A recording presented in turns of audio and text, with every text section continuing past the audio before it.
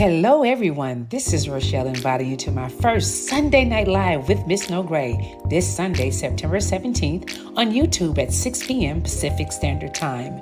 Welcome to the No Gray Zone podcast. Please subscribe to my channel, Miss No Gray. September is Suicide Awareness Month, and the topic I'm covering, Sound the Alarm, the crisis of Black youth suicide. It's time to have a heart-to-heart conversation. Hope to see you there. Great day to be a Tiger. JSU by 40 campaign. Coach Taylor, I was just thinking, I was sitting in my office and we were talking about Jackson State athletics, the tradition of Jackson State. You played here. What if 50,000 alums gave $40 a month for 12 months? Man, that would be huge. That's money in the bank for Hey, athletic program. let's do this, Coach. I'm challenging all 50,000 alumni of Jackson State University, supporters, fans. Let's give $40 a month to JSU by 40 campaign. 12 months, 12 million, September to August. Let's win championships in the classroom. Let's support Jackson State University. Let's support athletics. And let's make sure our coaches and our student athletes are successful. So again, Coach Taylor and I are challenging you, all 50,000 alums, $40 a month for 12 months to support Jackson State athletics. Go Tigers. Go Tigers. Support the JSU by 40 campaign. Visit gojsutigers.com/JSU by 40.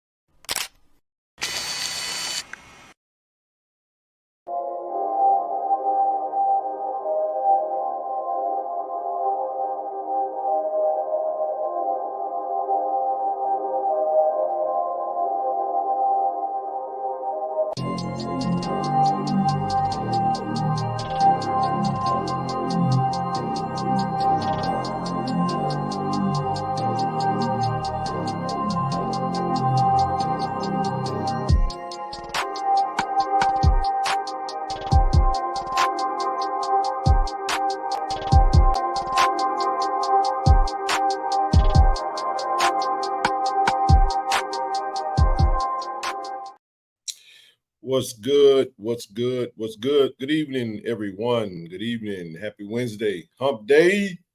What up? What up? What up? Y'all come on in, man. Hit that like button, hit that share button, hit that subscribe button. Let's get it popping, man. What's going on, everybody? Shout out first and foremost to my sister, Miss No Gray, man. We're going to applaud my sister, Rochelle. She get this thing rolling, get this therapy. Get these therapy sessions popping this Sunday. Y'all saw it. We're going to continue to push. We want everybody to go to Miss No Gray and subscribe to that channel. We all need it, man. We all need that good, you know, we all got a little something inside of us. We need to try to get up out of us, right? So, you know, therapy changed my life. I'm pretty sure for you know, and then also moving along your life's mission is also very important. So with KC-1400 Media Group, heavy emphasis on group. I'm blessed and just honored to share the platform with my big brother Zoe, my big brother TD, my little brother Nook. And our big sister Rochelle. You know, this platform has evolved into I don't know what this is. This is our place. But I do want to say this before I get started. There will be no if we played the school, I'm done with y'all. You know, every school that we've played thus far, we not unless you're going to be a part of the conversation whenever we open the dialogue up for football. We're not having that. We're going to get back. You know, I want to apologize to, and I didn't even think to do this, but I do want to apologize to some of the loyal supporters that might have felt like things went a little left last show. But I think we're good. I think we're really good, actually. So, but we're going to get things back rocking and rolling in the direction in which we work in. We got Texas State this week. I'm pretty sure there ain't going to be too many Texas State alums on this platform. So If they are, we're more than happy to have you come up and talk about your team. But if you didn't go to Texas State, you don't represent Texas State, we're not going to have you on. Next week, we'll move on to Bethune-Cookman. But for now, we're working on Texas State, the Bobcats, on the way to San Marcos. So this week is going to be about D.I. Love, Jackson State. I want all the Jackson State Tigers that know football. If you want to come up and talk football, feel free to come up and talk some football, But we're going to reel it back in. What's good, Brother Poe? Great talking to you today. And I just looking forward to this game. Great test of wheels, and it's going to be a great test for our team. Shout out to D. Corey C. for the amazing review on Tiger Talk. If you guys haven't had a chance, go to Tiger Talk with the 1400 Club, and Corey had an interview. It's about 42 minutes, about 40 minutes long, man, with the play-by-play announcer as well as the face of the Texas State Bobcats, talking about their team. And y'all know how we do it, man. We do it that way. So if we're not going to revisit any past games unless you guys want to talk about it. And what I mean by that is we're not going to revisit it with any of the folks from those schools. So we done having those dialogues. We gave them their time and their days to get out whatever they needed to get out. But now we rolling back into the space in which we talking about us. So yeah, got a couple of things. We got a new initiative that we're rolling out for baseball. We're even going to have Coach Dillard from the baseball staff to join us tonight. I know I didn't put out no smoke signal or nothing, but Zoe and I had a conversation with he and Coach Omar a month or so ago. I want to say that was maybe the last scrimmage before the first game. And they talked to us about some electronic camera equipment that he wanted to install around the field. And I really like it, you know what I mean? And I spoke to Coach this morning. He actually reached out to me and said that, Coach Omar reached out to A.D. Robinson and asked if it was okay. And that, again, speaks to what we do and just everyone sees what we're doing, man. They're seeing it, you know what I'm saying? They're rocking with the channel and how we do what we do, and that's why they be mad, you know what I'm saying? That's why folks be mad at us now, because when we decide we're gonna do something, y'all know we go hard for our Tigers, so we go hard for football, so we need to spread that love to every sport, you know what I mean? So one thing I do love is I love when the coaches come to us and they express that they have a need. It gives us a extra motivation to want to go a lot harder for them. And it's kind of a surreal moment for me, when they reach out to me and say, hey, we looking at doing this, and we like, okay, all right, cool. Let's make it happen. Let's go to the people, see how quick we can snatch this bread up.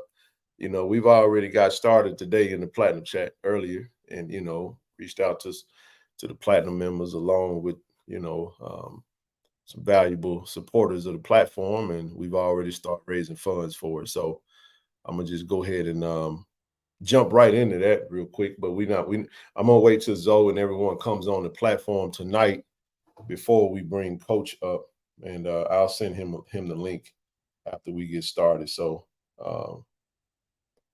yeah, man, it's been a great day. I'm looking forward to making this trip, and just absolutely looking forward to just a great weekend of football, man. Got a lot of friends and family that's going to be attending this game, and I'm excited about it. So whenever Zoe shouldn't be too long, but I do want to just kind of give you a few preliminaries, and then we'll go from there. But I said the gray is the bomb.com. I had to switch it up. No J hat today, but shout out to Reed Enterprise. He always keeps us laced up. Reed Enterprise. I've had this hat for quite some time, and I see Coach TC rock the hat at the press conference. So shout out to Coach, man. I was talking about baseball, Coach Dillard We'll get more into that. I'm not going to go back and revisit what I just said, but just follow along and you'll catch up with what I'm saying. ULM 21 field, we can do it. Absolutely, we can. We're going to get into some football, but we'll get through these preliminaries real quick. But no, we have a we got a $10,000 initiative, man. The equipment that they need is going to cost around 9K. Actually, it's 8,900, right at 9K. But Zoe and I talked today, and we gonna round that thing up to 10K. So we gonna raise $10,000 tonight for baseball. Now, granted, we've already got started on the donation. So what we'll do is we're gonna do it in one shot because we have received some donations already. Because we have a whole nother, like I said, if you're not a platinum member, we have a whole platinum chat of about 100 people that's diehard supporters of this platform, and usually they get the communication or whatever beforehand before whatever we decide to go to the airwaves with, and we appreciate that. We appreciate all the levels of support. But we've already got the ball rolling, so we're gonna do it. We're gonna do this in one evening, and we'll go from there. So if we go over, we'll present more. So I'm excited to do something for the baseball team. Coach Omar and his staff are very low key, but the technology, we're actually going to talk about that on the show tonight. I have a couple of slides that will give you kind of an idea. And the biggest thing is when Coach comes up, we're going to have Coach talk about exactly what it is that technology is going to be able to allow us to do. It's AWRE. It's like AWRE. It's AWRE. I think that's what it's called. But yeah, it'll install cameras all around the baseball field, and it will allow them to stream real time 24/7. They can download highlights. It'll also provide an AI features, some artificial intelligence that will allow them to have some more functionality. It brings them into it's next level technology that, and I'll show it. When we talk about it, you guys will see what I'm talking about. That it's actually a pretty cool investment for the team. And just like in times past, we've done some for women's basketball, we've done some for track, we've done plenty of things for football, and still more to come. And now we want to do something for baseball as we navigate towards every sport. You know what I mean? And make no mistake about it, man. We get active over here. That's why I don't take jokes very, very kindly, about what we got going on. We're not gonna let anybody poo-poo what we're doing. So we're gonna make it happen. We're gonna make it happen tonight. So donations line is open, and like I said, just hang tight. We're gonna give you a full explanation of what we got going on tonight. So, and okay, gotcha, brother. So yeah, man, y'all go ahead and if you want to get started, go right ahead on. We're gonna do it tonight. I'm telling y'all right now, I'm confident in that. We've already raised a nice amount of money today, just without even talking about it on the live. And we wanted to still open it up because we want to publicly display it, because we will be presenting that check next week when we go home for the football game. So I'm excited about that, man. I got so pumped up because it was like, when you switch it up, when you switch your gears a little bit, it's always fun to talk about a different sport. And if you guys have ever had any conversation with Coach Omar, he's about as even keel as they come, very laid back, very chill,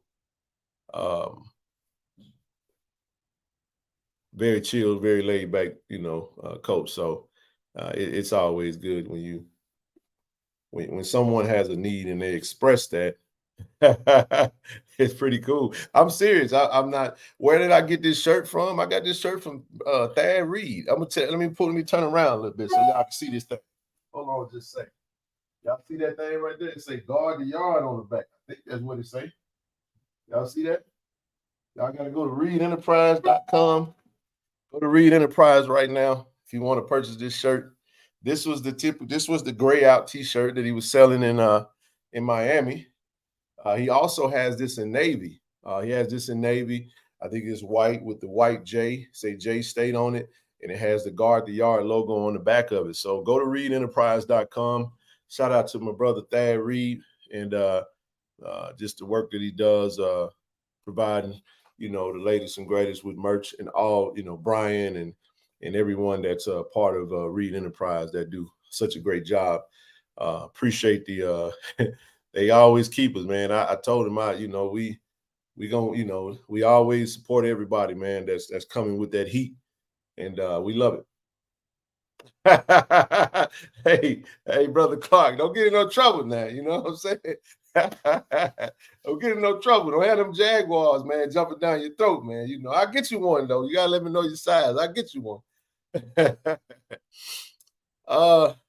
Brother Edwards, you know what? This is great. We're going to get there. I'm telling y'all, we're going to get there. Y'all do realize that we're in the first year of what we're doing. We really in the infant stage of this platform.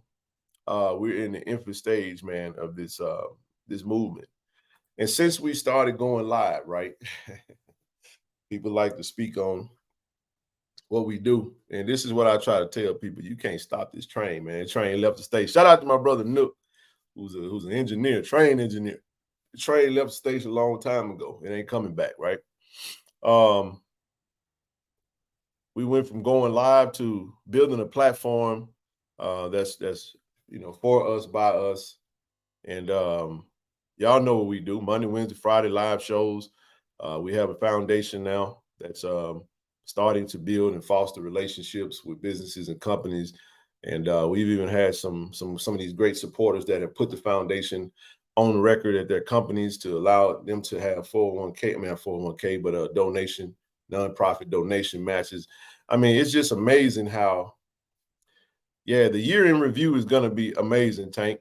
We talked about that today. Me and Zoe talked about that today. We actually going to talk about that at the appreciation next week. I'm excited about that. I'm excited because I know my mom's going to assist with, my mom has been cooking and catering for forever and a day. Brother C. Lee knows my mom. She ran the Cartier. She's worked at the Highlights. She's done all kinds of things. But when I talked to her about it, she was excited she even sent me a message this morning saying, look, don't forget, let me know what you need. So my Duke's going to be in the building, making sure that the food is good. We're good to go in that regard. I added a few bells and whistles on the optics. You know what I'm saying? We trying to go all out. We want to make it be so nice that those that don't show up going to be like, dang, why you didn't tell? You know what I'm saying? And it's going to attract some other people, man. So I love to give. I'm more of a giver than I am a receiver. But I'm excited, man. I'm excited to give to the team if we can muscle it together. But we're going to talk about this JSU by 40 campaign. I want everybody on here. I played the video. A.D. Robinson has a challenge out there. You want all the alums to go to gojsutigers.com/JSU by 40 and commit to $40 a month for 12 months. For a whole calendar year, $40 a month. If my math serves me correctly, I want to say that's $480 for the year.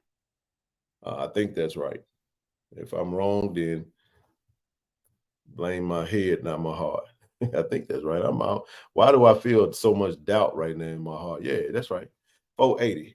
But if you don't like to do monthly, I'm going to make a $500 donation to the campaign so I can make sure my whole 12 months is covered, because I don't like monthly bills, just like some other people don't like it. But we want to continue to foster that. We're going to push that. We're going to push that every show to make sure everybody's on board with all those that are watching.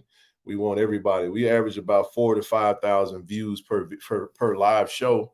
And you can be a fan. You don't have to be an alum. You know what I mean? You can be a fan. Just go to gojsutigers.com/JSU by 40. Shout out to my brother, Sir Retro, by the way. JSU by 40, man. So instead of, we go back to the OBC or, Coach says, hey, who's that JSU fan that was talking about JSU by 40? Well, AD said, you know what? We're going to take this JSU by 40 and we're going to flip that thing and turn it into a little something.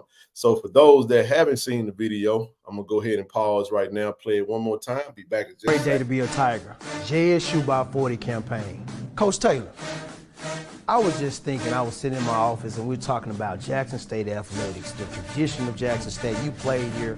What if 50,000 alums gave $40 a month for 12 months? Man, that would be huge. That's money in the bank for Hey, athletic well, program. let's do this, Coach. I'm challenging all 50,000 alumni of Jackson State University, supporters, fans.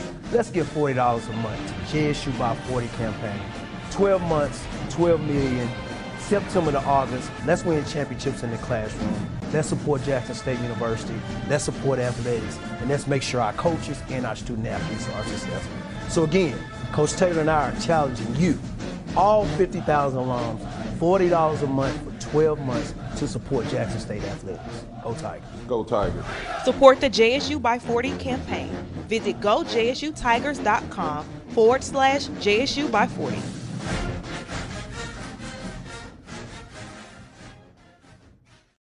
Hey, man. Hey, I couldn't say it no better. You know what I mean? I absolutely love it. A.D. Robinson is spot on. He's a master of fundraising and just athletic advancement. And the numbers don't lie. We can get everybody to get into a habit of that. $40 a month is man, we can carve it. We can carve the if we can. We I ain't gonna say if we can. For those that can do it, do it. But that's how you take some momentum of something and you create something out of that. And I love that. And we're going to push that. We're going to continuously push that every show because we want to make sure we get as many as we can, to sign up for that. So go ahead and do that. Go ahead and check that out and make that happen. That is $24 million. You're absolutely right. Hey, think about that, y'all. That's $24 million. Look at the breakdown of this. If 50,000 alums gave $480, that is $24 million for the university. That you're talking about taking your athletics to the next level.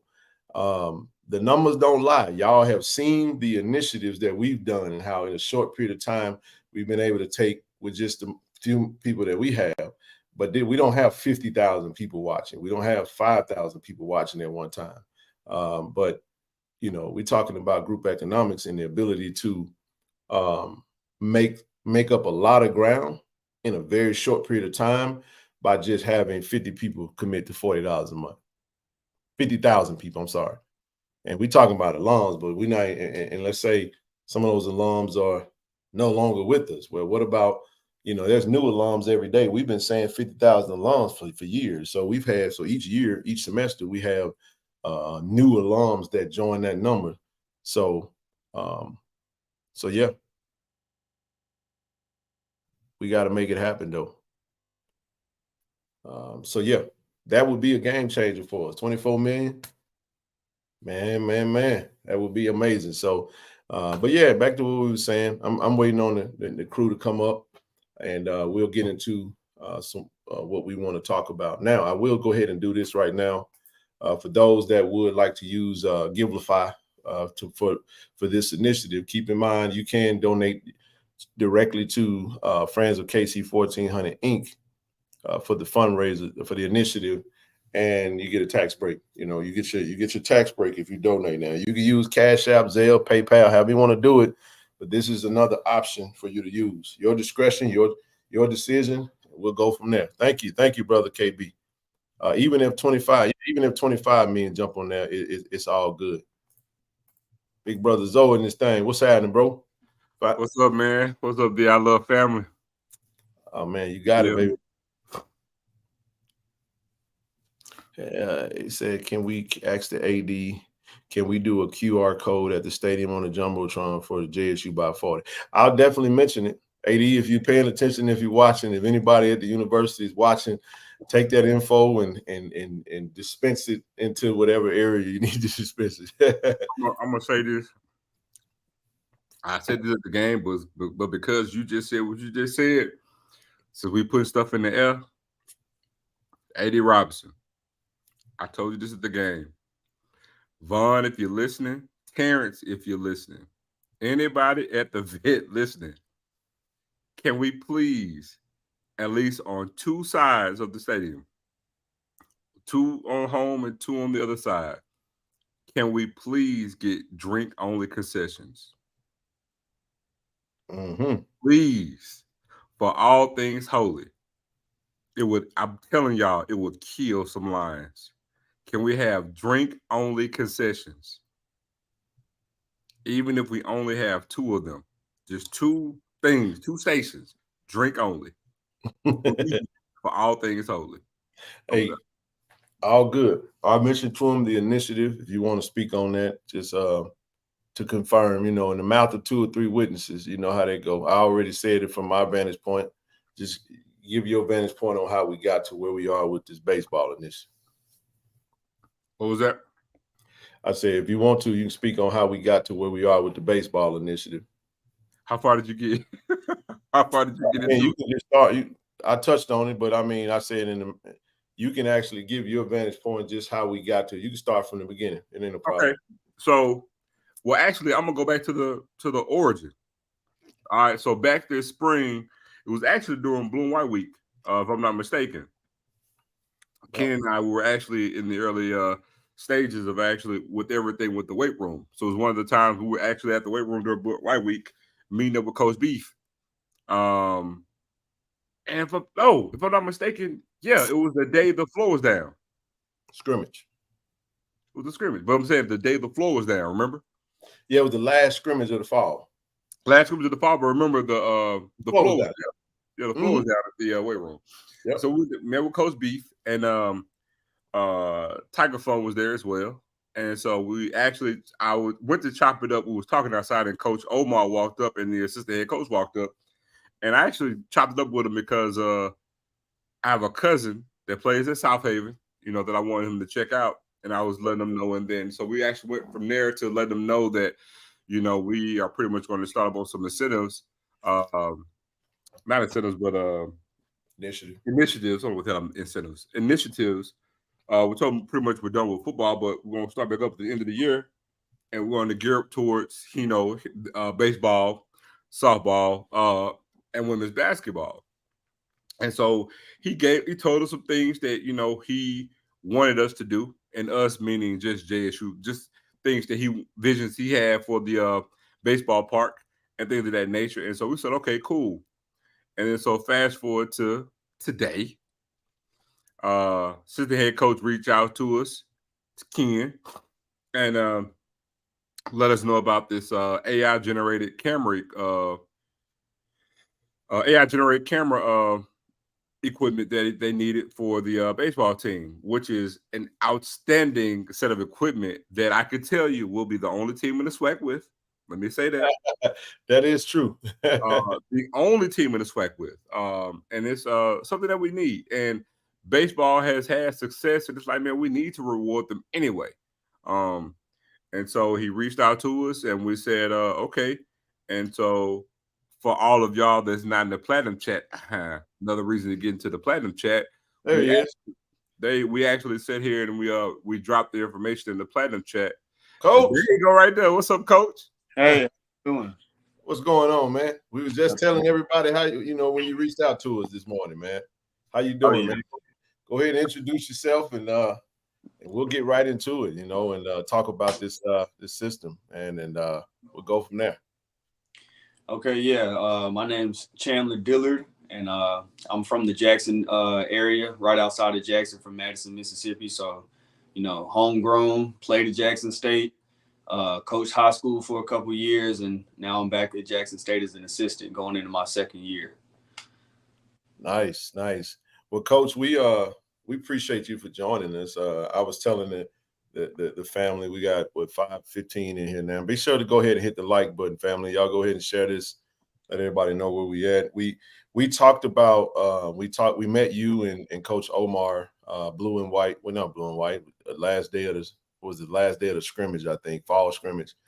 And you talk to us about but I'll let you in your own words kind of, I don't want to mess it up because you're more familiar with it. We just started really looking at it today when you sent it over to us, and just speak to that, and we'll proceed. Yeah, so this camera system, I think the name of it is AWRE multi-angle camera system. And this camera system, it allows us to basically do all of the hard work that, you know, writing down different statistics and charting games, what pitch he threw at this point in the game to this batter and stuff like that. A lot of stuff that, you know, just have to write stuff down and just keep up with it that way. It does it all in real time during the game and compartmentalizes and organizes and analyzes everything during the game.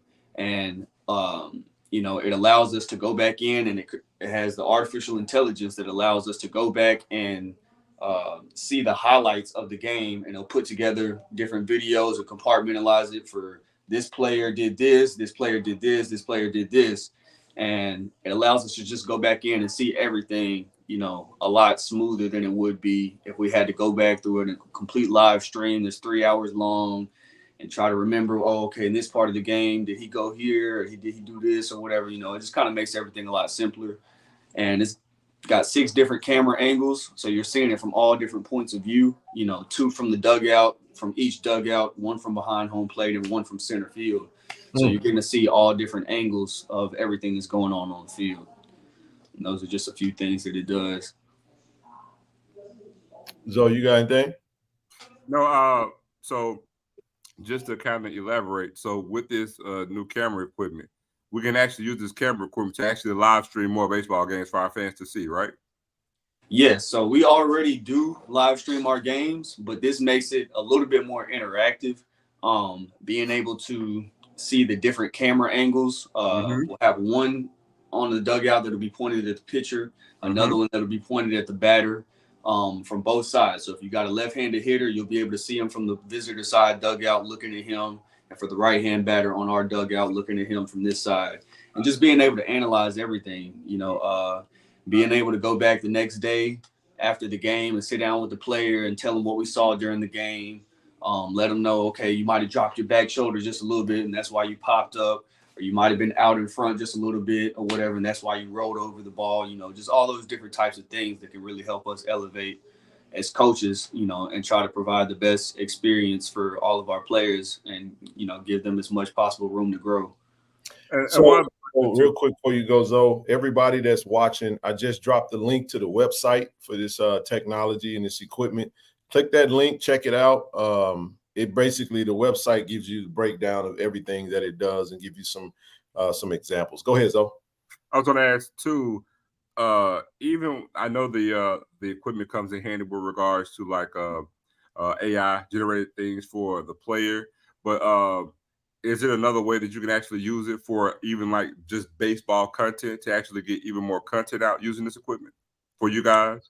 Yeah, actually there's different ways that we can tweak it a little bit. So whenever I talk to the guy that breaks everything down, I set up a Zoom meeting with him, and we just discussed everything that their system provides.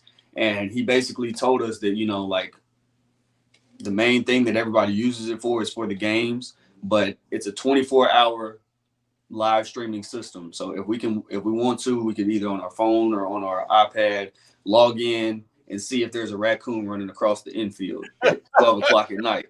So, you know, he said that, you know, it's powered by artificial intelligence, and anytime we hop on the field, we might, you know, want to change the settings a little bit. If we're hitting batting practice on the field during practice, we can go back and view that as well. And basically just download any of the video from what we see, what artificial intelligence just compartmentalizes for us and stores as a video. Just download it and put together, you know, kind of really whatever we want to do with that. Okay, Coach, let's talk about the cost. What we looking at? So the cost right now is right at $8,950.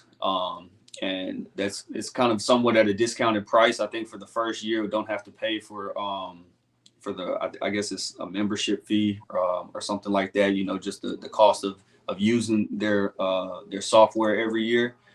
So they kind of waive that fee for the first year, and then every year after that, we just have to pay a continuous fee. Okay. I know we talked about like installation. The company is hot right now, family. So the urgency is now. We want to go ahead and knock this out, get it done, and then we'll. I think baseball season starts in February. So if we get this, hold on, but let me just say this too. I'm going to cut you off. Baseball season starts in February, but coach, to let you know, they're in fall ball right now. Oh yeah. Oh, no doubt. Oh yeah. We're going at it right now. We've been doing our individuals practice for the past couple of weeks, just getting ready for team practice. So I have to say that because a lot of fans don't know that. They think baseball, they just get ready, you know what I'm saying, around the time the season starts. But no, the baseball team is together right now. We speak to you guys. They're in fall ball. They're practicing. They're doing what they need to do for the fall right now, getting ready for the season. So if we had this equipment can actually be utilized right now during fall ball for batting practices, pitching practices, all of those things. And we have one of the upper echelon baseball programs in the conference. We're just trying to take that thing to another height, to another level. Because I've said on this platform before, I can't remember the year, and you could quote me if I'm wrong. We won the SWAC on this particular year. I believe it was about 2013 to 2014. We made it to the NCAA regionals. We beat the number 1 ranked team in the country, 1-0 in ULL. Do you remember what year that was? Yeah, I think it was either 2013 or 2014, but in the regionals, State beat the number 1 team, like you said.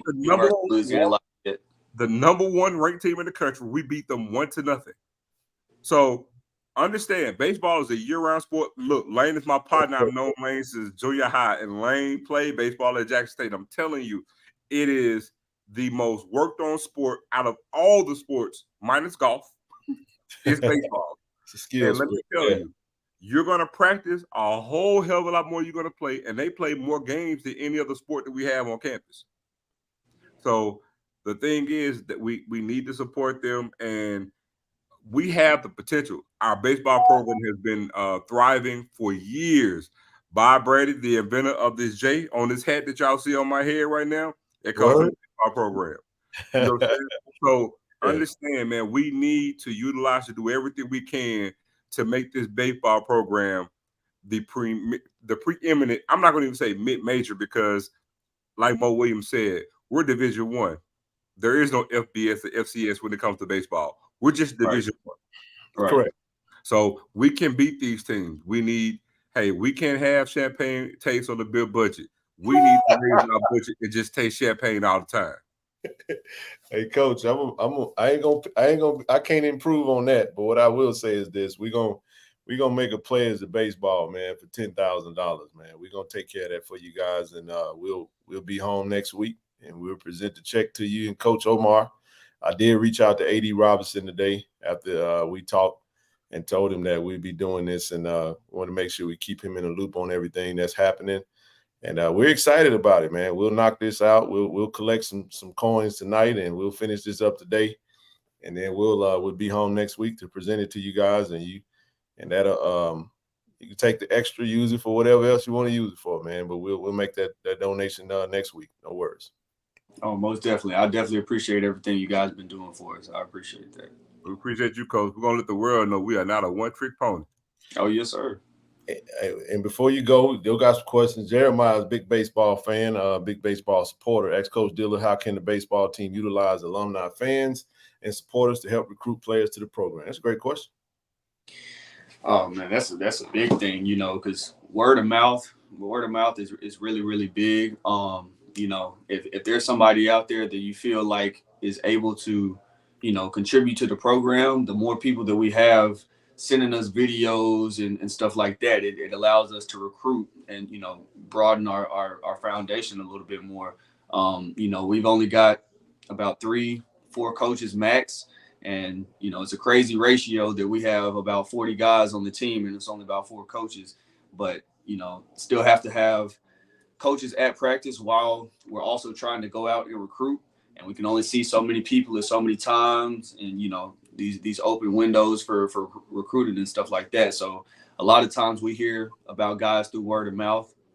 So, you know, if you guys could actually on our baseball website, we have a project submission form, and you can fill it out. If you're interested in being recruited by us, you can fill out your name, put in a link to your YouTube video if you got one, email address, name, phone number, stuff like that. And we get emails about that stuff daily about people who are interested. So you can put your name out that way.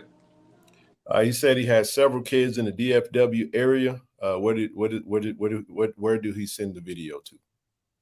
Yeah, so actually, I'll go ahead and give out my email address because I get videos from kids all the time trying to get recruited. My email address is Chandler, CHANDLER the letter A dot Dillard DILLARD at JSUMS.edu. All right. If you have any video and you're trying to get recruited, go ahead and send it my way. And I promise I go through emails all day, every day, just looking at videos of guys who are interested in coming here and, you know, just reaching out to the ones that we feel like could make the best fit for us.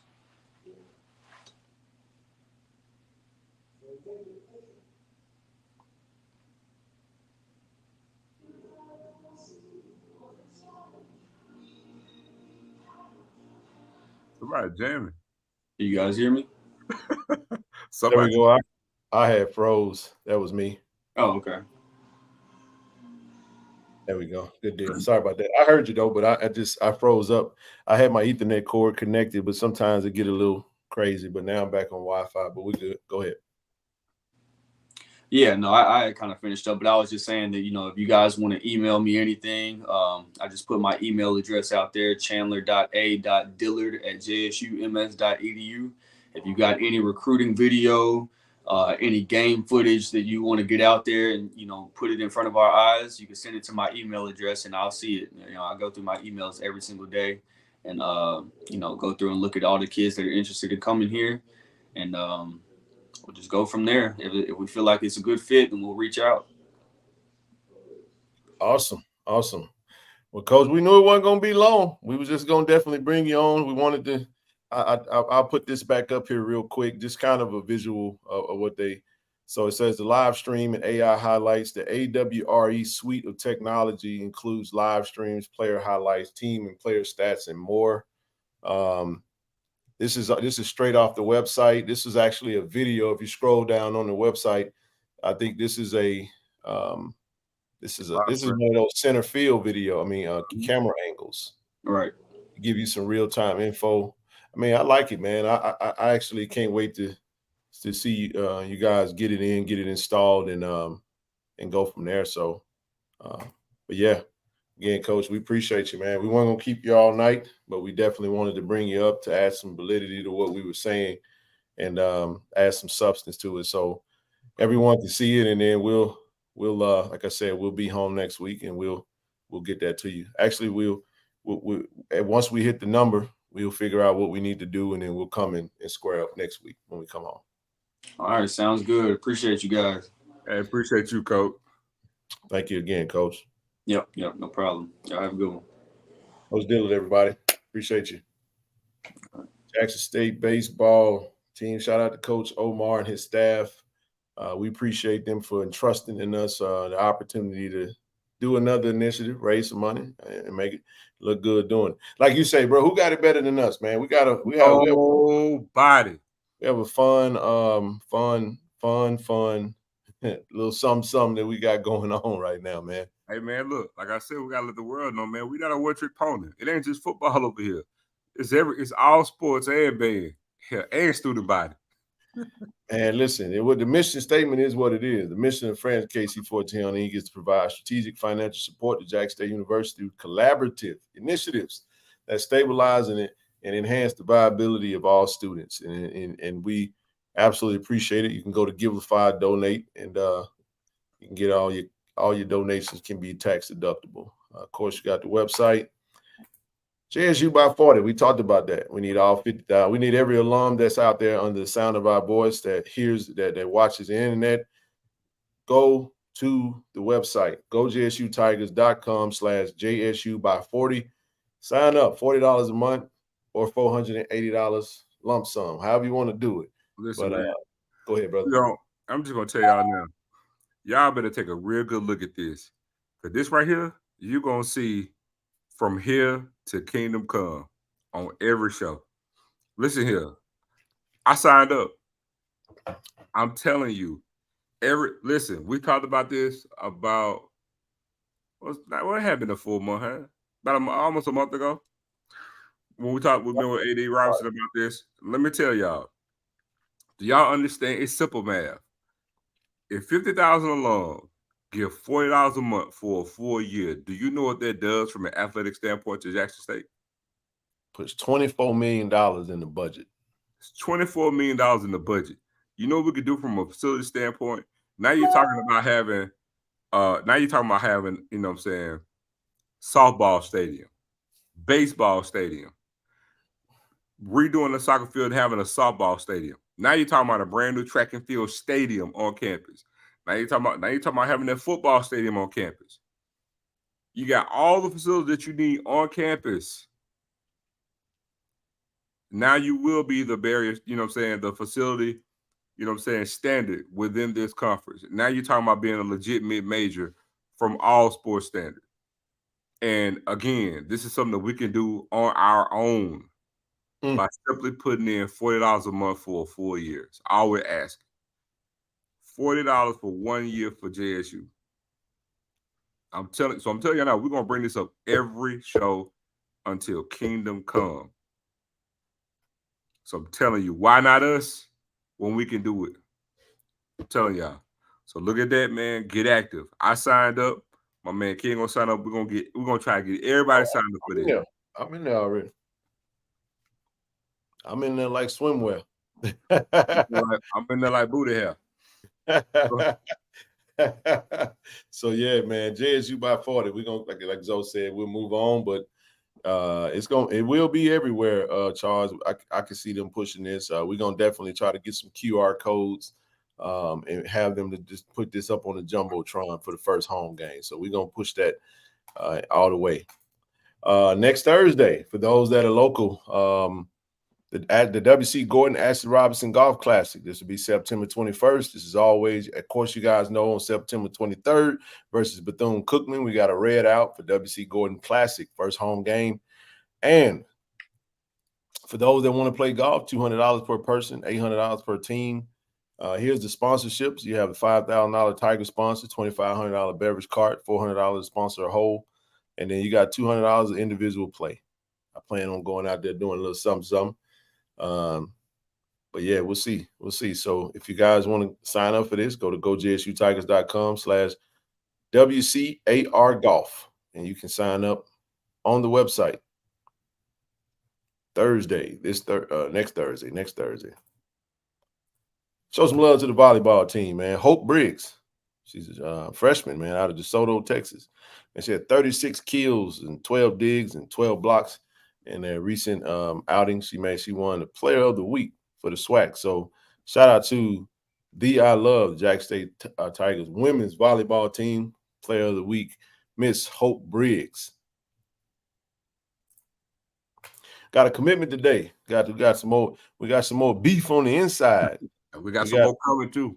Sure do. Offensive lineman commit today out of Jackson, Mississippi. He said, I'm staying home. He went over to Southwest Community College, and Mr. Courtney Lyles by way of Provine said he ready to come back home. 6'5", 295, interior lineman. Actually, he play all over the line. He play outside, inside, center, all of it. So looking forward to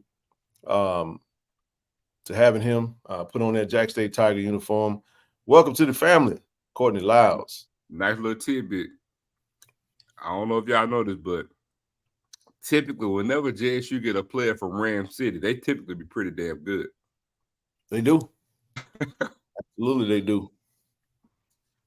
Go look at that track record for the players Jack State got from Ram City. I'm telling you. Yes, Chad Ford, Carlos Knight. Oh, yeah. Oh, man. So, the tailgate, in partnership with Jack State University, live performances, food, and more. Appearance by Coach T.C. Taylor and the JSU Tigers.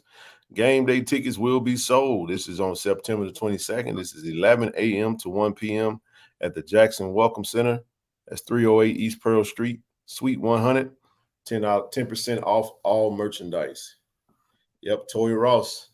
That is right.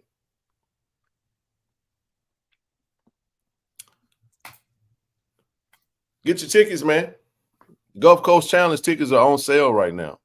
Jackson State versus Alabama A&M down in Mobile for the Gulf Coast Challenge. Be the last year we play down there. We got to go back to Lad Peoples. We're going October the 7th. Now, keep in mind, we're going to play our first home game. Then we got a bye week, and then we go to Mobile. So now's a good time. I made a purchase. I purchased for a group of us in the Platinum Chat. I snatched up a good handful of tickets. And so if you haven't gotten your tickets already, go ahead and do so now. All right, man. Texas State. This Saturday, 7:30 p.m., San Marcos, Texas. This is a whiteout. Jack State versus Texas State. The boom won't be coming. But that's okay. All right, man. Let's talk about it. Let's talk about some football, man. Texas State. I didn't get a chance to finish the preview that Corey did, but I'm halfway through it. But I watched enough. Huh? That's what I did. But this team is I actually wanted to look at highlights from this past weekend when they played UTSA. Yep, I did too. Little sidebar, UTSA looked good too. They did, bro. But that's a man game though. I tell you what, man, if you look at the previous year for Texas State and now, it's night and day. Oh yeah, it's a whole different team. It's night and day, man. They look good. Yeah, they're really, really good pieces. They are huge. They're huge on the O-line. But I gotta say this, man. I think we're gonna have some opportunities, man. We really do. I believe I believe in my heart we're gonna coach our boys up with the thought process of actually having a chance to win, and with the mindset of why not us. It's gonna be a tough, hard fought, you know what I'm saying, battle for us to actually overcome and get that dub. But there's an alleyway for us to win. There's a legit alleyway for us to win. Excuse me. I really believe if we're able to, I think defensively we got the pieces to keep it close, to keep us in the game. Yeah, I really, really do. I just think from an offensive standpoint, man, we're gonna have to use Irv Mugger to the tongue falling out, man. I think if we're able to really, really use him and Desmond Moultrie coming on, and I think if we can get a big game out of Jency and DJ both, as well as Hayden, we control that clock. I think we can actually, you know what I'm saying, do a little ground and pound, keep everything short to us. And then, you know what I'm saying, take big strikes when the opportunity present themselves. I think we have an alleyway. But we're gonna have to, you know, I like the emergence of what we did with the line last week against Southern. And defensively, we match up with them well. They even spoke on that on the preview.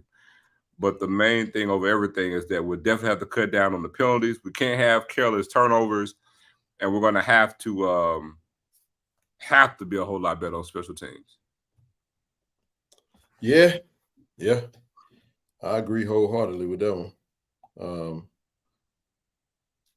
I do. I mean, big physical. I mean, just aggressive defensive line, huge offensive line. We got to go play with some. We got to go play with some intensity, man. We got to go out there with the expectation that we can win the game. We got to believe. We got to believe that we can actually win. Hit them in the mouth just like they're trying to hit you in the mouth. You know, I don't see no reason why you get, you know, you get to TJ Finley and hit him a few times. He gonna get happy in the pocket. But he's a big quarterback, man, with a big arm. But I fully expect for them to play both quarterbacks, though. I do. I can see that. And let's be honest. I fully expect to go in this game with them not respecting us. I do. Well, we got to go take we got to go take that respect then. You know what I'm saying? Hey, man. Leave them nothing. Take from them everything. Somebody said they sort of resemble Campbell. A good comparison. Campbell had a big old line, and they did. They had the biggest line in FCS. You know what I'm saying, like Campbell, but now it's they style of play is different, dog. Well, no, it's a different style of play. We're talking about size. You know what I'm saying? Yeah. Campbell's size was big. They were super, super big.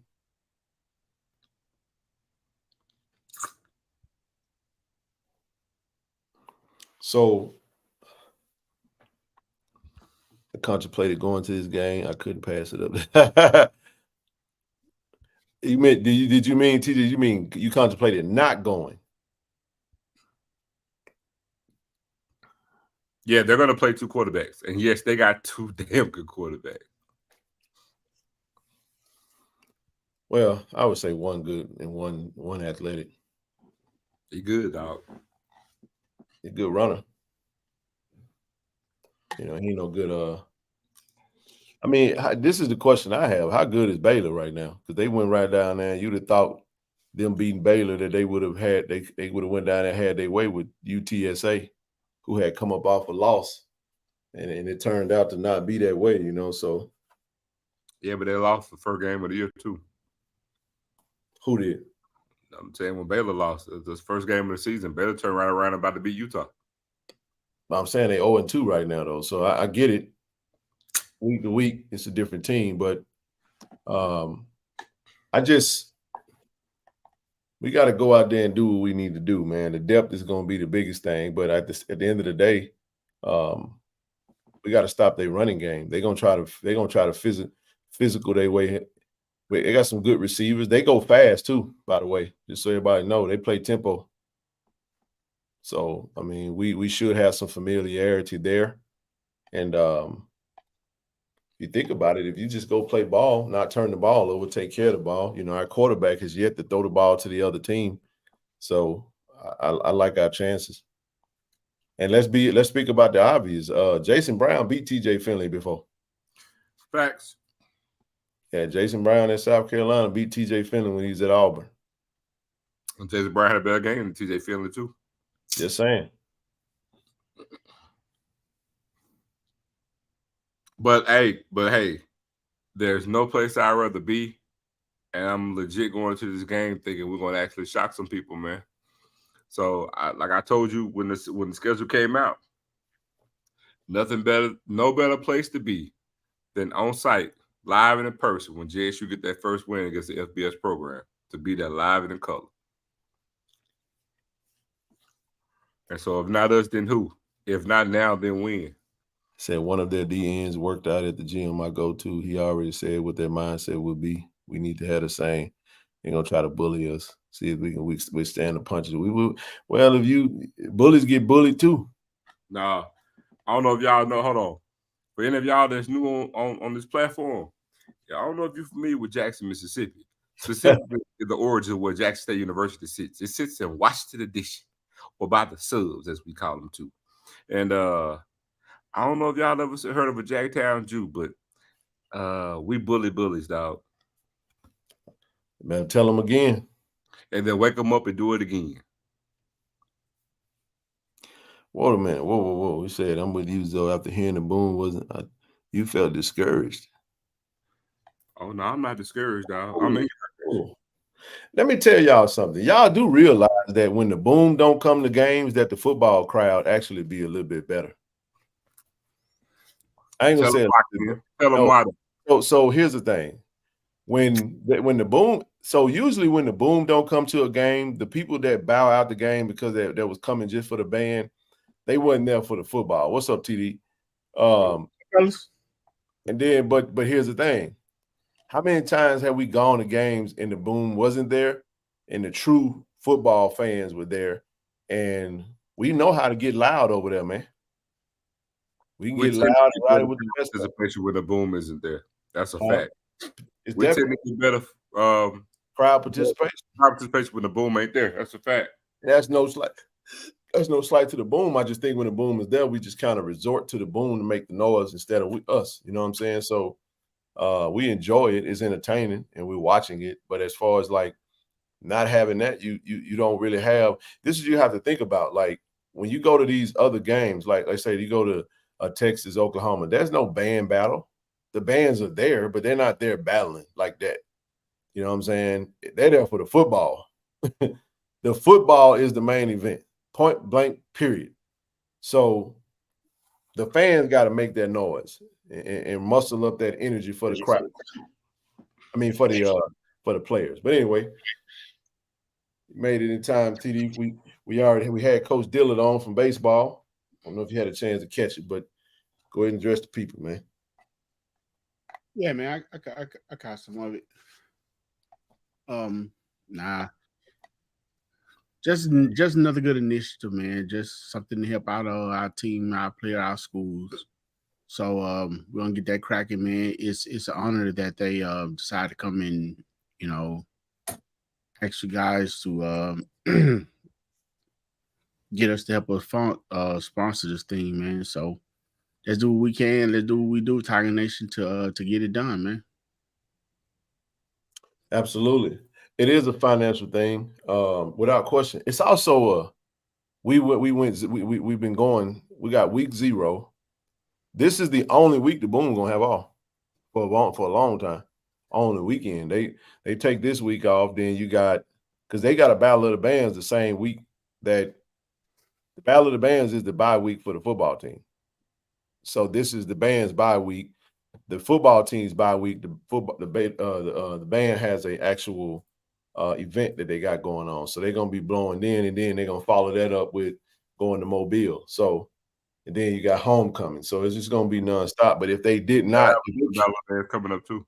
If they came to this game, the Boom wouldn't have no week off, no weekend off for like several weeks. They would have to wait all the way until I think November, where they can actually have a Saturday off. So that's something to consider. Although we love it.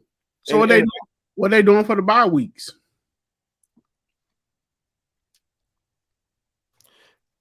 What are they doing for the bye weeks? Yeah, Battle of the Bands. Battle of the Band. Yeah, Battle of the Bands. Okay. So they'll only have a bye week. I'm sure if we didn't have the week 0 game, we'll be fine. We would have done that. You know what I'm saying? But nah, man, we understand what type of football this is. This ain't no different than ULM. Texas State ain't got no atmosphere like that. What we talking about? This is just they got the team, but they ain't got no atmosphere like that. We ain't going to UT. We going to Texas. It's not going to be I think our crowd is actually going to be fine there. We're going to have a decent fans in attendance, but it's not a hostile place.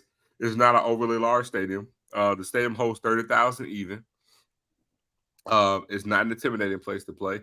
I mean, it's grounds for us to have success in.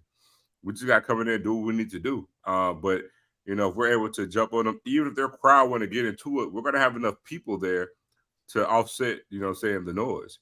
Because trust me, whenever the Boom isn't there, any road game, the typical fan at those games are football lifers. So they're going to be into the game. Yep. Yeah, it's a how many seats? How big is this stadium, man? It's 30,000 even. 30,000 seat stadium. It ain't gonna be nothing. It's a smaller version of the vet, but it's angled at the corners. It's not a complete horseshoe, so it's angled at the corners, but it's a mini double-decker version of the vet. Yep. It got an open end zone. Not like I said, 30,000 even. Man, listen. Go ahead, bro. Hey, do you guys think Tempo will work in our favor in this game with their both of their lines being so big, especially with the defensive line? Yeah, they play Tempo as well. Yeah, I know. That's what I'm saying. It's gonna be a fast-paced game. I mean, we'll slow the ball down as we need to make sure we got the right calls in. I don't think we're gonna go as fast as we need to, I think we get a first down, we're gonna rush back to the line to keep rolling. You know what I'm saying? Try to get some. But a team that's aggressive with an aggressive D line, just clap your hands. See when you get them jump off sides. You see what I'm saying? That happened a lot against South Carolina State. Weren't they aggressive? Yep. You know, South Carolina State. Other part too, it just comes down to it. The game is going to dictate that, though. You know what I'm saying? It's so many games within the game. It just comes down to how we're looking and what's going on. If we're going to really, be in warp speed. The game, things might be happening where we may not even need to as much. You know what I'm saying? It just depends. Well, not only would the DFW alumni chapter be there, you got the Austin chapter and you got the Houston chapter bringing a bus over, a charter bus over there. I saw Fred. I saw that today. 2 seats left. So we're going to be in that thing deep, man. I'm trying to tell y'all, it's going to be a sea of white in that thing. I don't know what they wearing, but we coming deep. It's a white out. We're going to have on white in that thing representing. And trust me when I tell you, man, it's going to be a fun atmosphere. We're going to make some noise for our fans, man.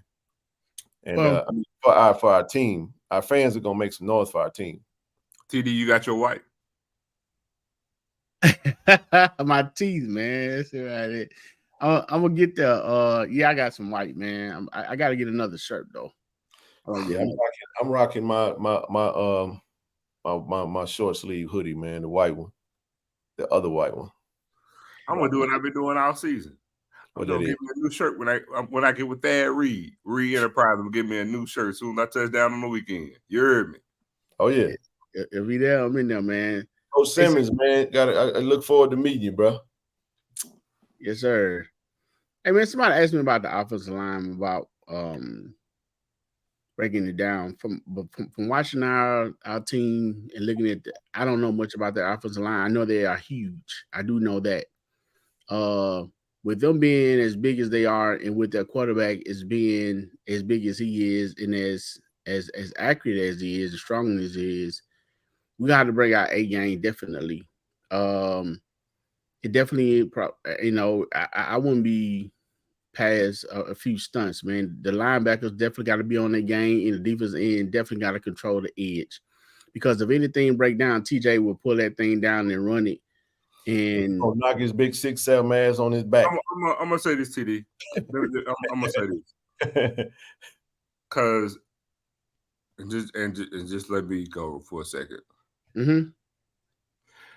The way your question, and I get it, because it's like game planning, but I don't want to get lost in the sauce of making Texas State out to be like we're playing Oklahoma or we're playing Alabama. Mm-hmm. They're good, but they ain't that. You know what I'm saying? Because he's almost like the tone is almost like FBS, we're FCS. So we're, we're lacking on certain things. Nah, look at our D-line. I mean, yeah, they got a big old line, but it ain't like our old line. Our D-line is just some shrimps out there.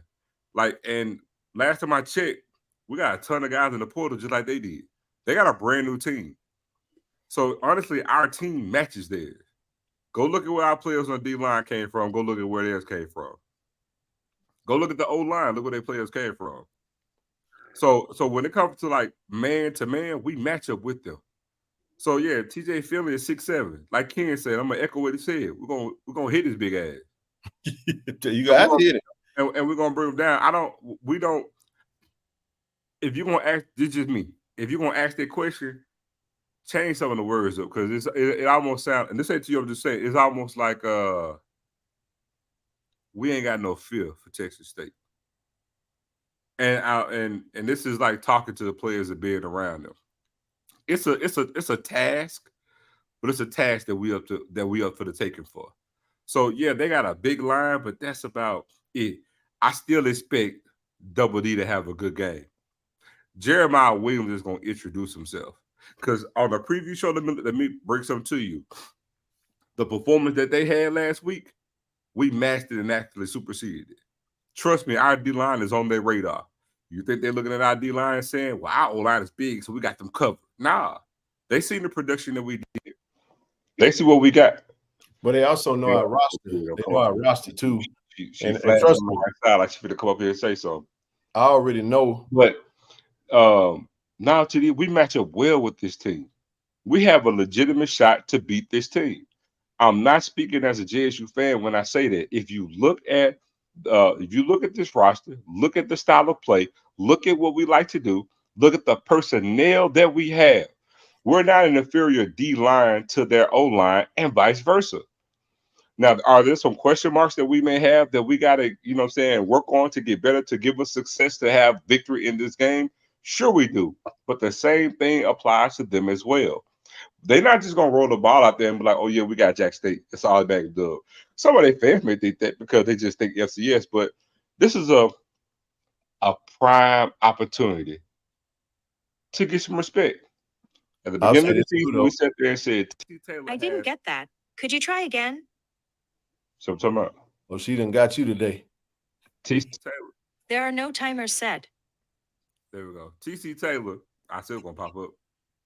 At the beginning of the season, we sit there and said that T.C. Taylor had some great opportunities to do certain things that our previous head coach couldn't do. This weekend is going to be one of them. He's already cracked the code on one. This is the second opportunity in that season. And guess what? We have a great opportunity to do it, because at the end of the day, after we get this dub on Saturday, I promise I'm going to be on the field saying, hey, man, we got this itty-bitty D line. They got this huge O line. They got this Auburn quarterback that our quarterback that beat once before. Hey, hold on. Hey, to Vic's point, no, Vic, you wrong right there. My confidence ain't got nothing to do with that loss to UTSA, because I understand the rivalry of that area. That's like a Jackson State Southern game. UTSA versus Texas State is the battle of I-35. It's like it's all corn. You know what I'm saying? It's all corn JSU style. It's played in the Alamo Dome. It's a physical game. Everybody plays up. It was a low-scoring game. It was physical. It was just brute force versus brute force, and nobody is wheel versus wheel, game plan versus game plan. And I think this team is more Baylor than they were UTSA. And UTSA is up on them too. Yeah, that's right. They got the psychological edge. That's right, TJ. They've been whooping them for the longest. So I tell you, and UTSA is a good program too. UTSA lost to a big-time program in week 1, I think. I got to remember who it was they lost to. Yeah, but look at what they've done the past like 4 or 5 years. They got a good program. They do. Hey, before we move on, I mean, I was just breaking down, saying what I was saying. I wouldn't say in no way, shape, form, or fashion where we was inferior to them or anything like that. I just was, like you said, just doing a little scouting. I mean, it's not a fear thing saying that the guy's scared. Plus, I didn't get into breaking down what our defensive line do. I know what type of defensive line we have. I know the players. I know that they got heart. So that's not what I'm saying at all. What I'm saying right now, just looking at size and then, with them having to see 3 games on us, they're going to strategize as well. They know about it. You know what I'm saying? They know about the defensive line. That's why I felt that it was good, that it was real good that we played 2 defensive line against Southern, and both of them did very well, because we definitely gonna take that depth. So far as that is concerned, it just when you have that size line, and you have pretty good running backs, and you have a quarterback with size, that's wear and tear. So therefore, everybody gonna have to be up. That's what I'm saying. It's not a fear thing at all. You know what I'm saying? Because you fear no man. I mean, we got about the depth. To me, in my personal opinion, I think people fly that word around too loosely, because it's not about they got bodies, but it's about quality depth. And that's what I'm going to get to, kid. No, I'm with you. Because people love to throw that word depth around, but is it really depth, or is it just a jag? Because if it's just a body there, you ain't got depth. You know what I'm saying? And honestly, if you go watch the first 2 games, they'll say, "Oh, they got depth." When they say depth, when they say the difference between FBS and SCS, when they talk about depth, it's the 22 scholarships. Of course. But then on top of that, it really ain't depth like what they say it is, because again, you got guys that's on the roster that ain't playing. So is it really depth? It just depends on the positions. And I watched more of the Baylor game than I did the UTSA game. But they didn't rotate a lot of O linemen out. You know what I'm saying? And they didn't rotate D linemen, but production was okay, but pause though. This is something for what is Jason what is his percentage right now on the year? 65%. So Jason 65%, 4 tugs, 0 interceptions. Like, I'm still trying to figure out where he's playing bad at. No, he got hurt against FAMU, so we ain't see him no more. If you go back and watch the Southern game, we gotta stop acting like we didn't see the defensive line. Did we not make an offensive line adjustment in that game too? Against Southern? Yeah, we did. My question is this: prior to making that offensive line adjustment, what was happening? Because to me, from what I saw, he was kind of running a little bit. You see what I'm saying? He got happy feet. It wasn't until the later part of the game that he kind of settled back down and really got back rolling. And this is what I'm saying. Every quarterback missed some throws. If you see, this is what I'm saying. When you got good coverage, you go by what you see. We saw South Carolina State. I don't give a damn how you want to explain it. We saw South Carolina State, 22 straight pass. I don't care how you try to explain it. Yeah, I'm going to tell you another way. He had a good game against South Carolina State. You can say they bad, you can say whatever you want. Okay. FAMU, we lost. If you want to say he had a bad, just follow me. If you want to say he had a bad game, okay, he had a bad game. He got hurt and didn't play. Go to Southern. So the question is, y'all said that he had a bad game against Southern? See, because you have to put it in context, Ken, because, to some people, if a quarterback had thrown for 275, 300 yards, he didn't have a good offense. He missed some throws. Of course he did. He missed some throws, but how many of those throws did you know what I'm saying? Do you mean it was only a couple of passes that was one of those throws was overthrow because the defense was closing in pretty fast. So he rushed the ball out a little quicker than what he wanted to. There wasn't many throws that he threw. When you're on the run, like even if you're scrambling and you throw it, that's you might miss those. Those are sometimes 50-50 balls. But at the end of the day, you didn't play 3 games and you throwing for 60% and you still haven't thrown the ball to the other team. I'm sorry, man. I'm going to take that any day. You know what I'm saying? He didn't have to go out and be a game breaker. We did enough to win the game, but I just think we're good, man. We're good in that area. We just got to go out and execute, and we got to protect. We get some protection up front because we got a defensive line like Joey Bosa. They got a lineman that's like Bosa, or what I say, J.J. Watt coming off the edge of that thing. You know what I'm saying? I forget the big boy that's coming off the edge. They actually got 2 of them, actually. 2 of them defensive ends. Go ahead, TD. Yeah, and that's what I'm saying, man. I'm looking at the game as a whole. Because you also got to understand they have some good quality fast receivers. Of course they do. So with that being said, it just like in every football game, the run game set up the pass game set up the run game. Yep. So it was good that the offensive line, the change was made on the offensive line on last Saturday, but those guys can have more time to gel and work together. And then again, implement some tight ends on there too. So I'm looking at it as a whole, man. Not saying that I think our defense get after them. At the same time, there was some time where our corners they got beat. That's gonna be another facet of the game. If you're not getting there and you're giving that guy time to throw the ball. Yep. That's loosen up everything else. You got to get to the quarterback. Well, let me say this. It's a college game. DBs on every team are going to get beat. Getting beat is not the problem. It's getting a pass completed. I mean, a receiver can get a step on anybody. I mean, and they have it on the college game. Everybody gets beat every week. The thing is getting completion. We got beat, bro. Let's call it what it is. We were getting beat. I'm not saying we did.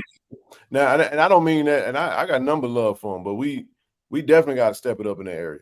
We do, and I mean that because we had the same problem against FAMU. So we 2 games 2 straight games where our DB, we got to just step it up and call it what it is. I think the reality of what we're saying is that we got to play up. Exactly. Can't have no lows. Now, I'm gonna tell you where where my concern is. It's not so much it's the interior part. I watched that game. It looks like TJ likes to throw the ball in the soft spots of the zones in the inside of the field. That's the part where that damn slot receiver is gonna pick you apart. You understand what I'm saying? If you soft in the middle now, we got to just. I'm pretty interested to see how we do it, but I think the only way we're gonna really, really, really try to stop what they got going on, we got to hit the quarterback. We got to play with. We got to play. I'm talking about hair on fire, get off the damn line, get off the ball. I need Phillip Webb doing. I need that 4-star Phillip Webb. I need that 4-star Antonio Doyle. I need them all swag Jeremiah Williams, Devontae Davis. I need True Thompson. Because let me say it this way: the players we got on our roster, to Zoe's point, is if them jokers hit the portal, hell, Texas State will send them an offer. You know what I'm saying? So they'll go play. And some of the players did have offers from Texas State, if we're being honest. You know what I'm saying? You're gonna need your Tyus Martins in a game like this, because I think they're gonna try to establish the run more so than the pass, because at the end of the day, I hope they overlook us. I hope they feel like, man, we finna whoop shit out of these boys. You know what I'm saying? The main thing we're gonna have to. The main thing over everything is that we're gonna have to tackle. Oh, without question. Well, we gotta play, man. It is what it is. I'm telling you, the main weapon to me is that short slot receiver they got. He nice. He real nice. I can't think of his name. Receiver number 10? No, the short white slot receiver. Number 10. Yeah, he nice. Mm-hmm. Yeah, that's a kid from Utah State. That Blue's talking about it. He one of the top. That dude bad. You're gonna have to. Nice.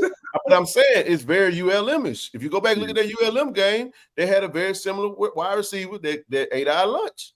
He is nice, man. He was a top receiver. So, and then they got another receiver that actually came from Incarnate Word. With him, I think his last name might be Walker or something like that. But they got weapons, man. Good running game. Joey Hobart, that's his name. That's him, Joey Hobart. He's nice, man. Yeah, he is. He's real deal, man. And Finley, he gonna go to him too. He gonna look for him. That kid look like a bigger Wes Welker. He do.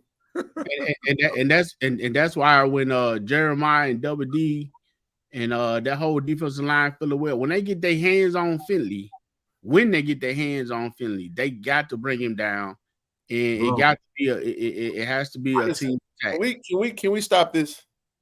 Can we stop talking about Campbell? It's not the same type team. The only thing that's similar to Campbell is the fact that they had a big in size offensive line. Outside of that, nothing else. Maybe you can say Brevin Allen coming off the edge maybe was the same, but that was it. You know what I'm saying? Campbell was a middle of the pack FCS team. Incarnate Word was a possession away from going to the championship game. That's so true. That's championship game. That so offense is whew. Yeah, he's at the top offense. But Blue, that dude is nice, Blue. Man, that dude is nice. That's what I'm saying. There's no similarities other than size. If you want to say they're a big team, that's about it, bro. It ain't no similarity. State is going to have a good team this season. Make no mistake about it. Now, I will say this right here. We have to go and have a great showing in this game because there will be some scouts at this game. Hey, this is how you make your money. Right. Those players that's looking. John Huggins he balled out against Southern. I expect him to ball out. You know what I'm saying, in this game. You know, this is how you make your money right here, man.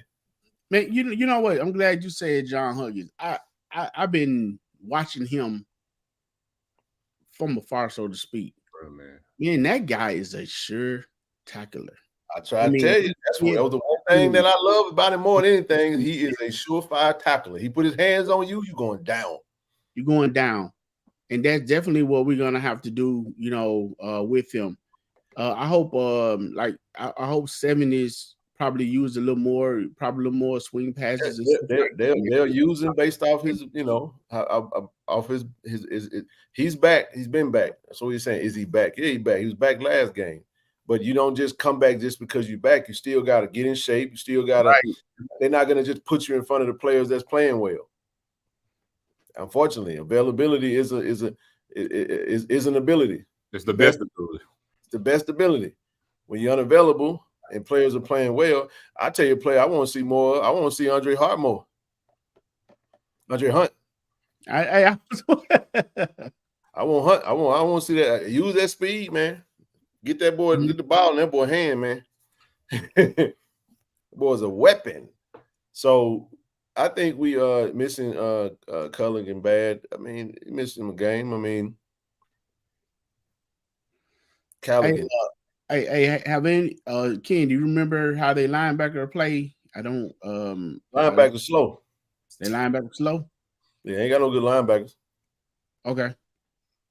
They probably got a decent one, you know, coming off the edge. To me, their strength is the safety position in the D line. I tell you what, man. I think we found something last week. Expecting a real big game out of Josh Clark this week, man.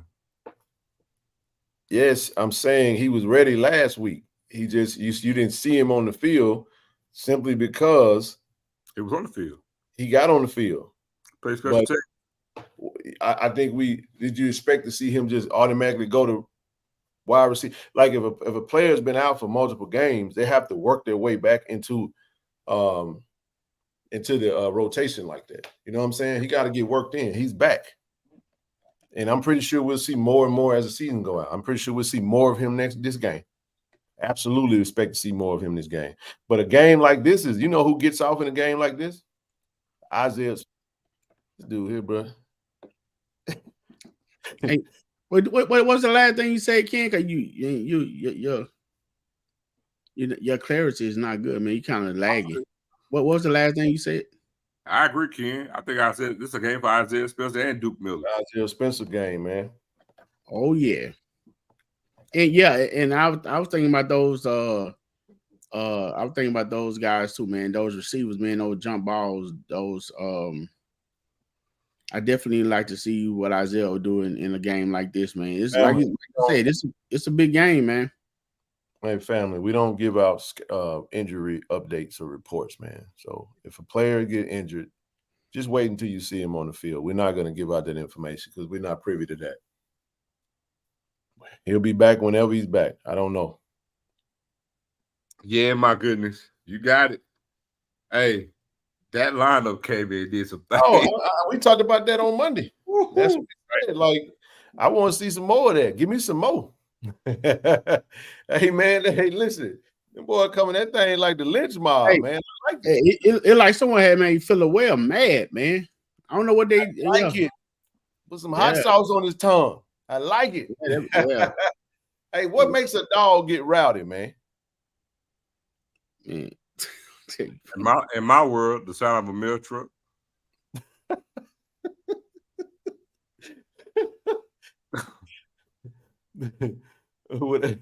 Yeah, man. I like the aggression he playing with, bro. Go get him. Put Goldmouth in the game.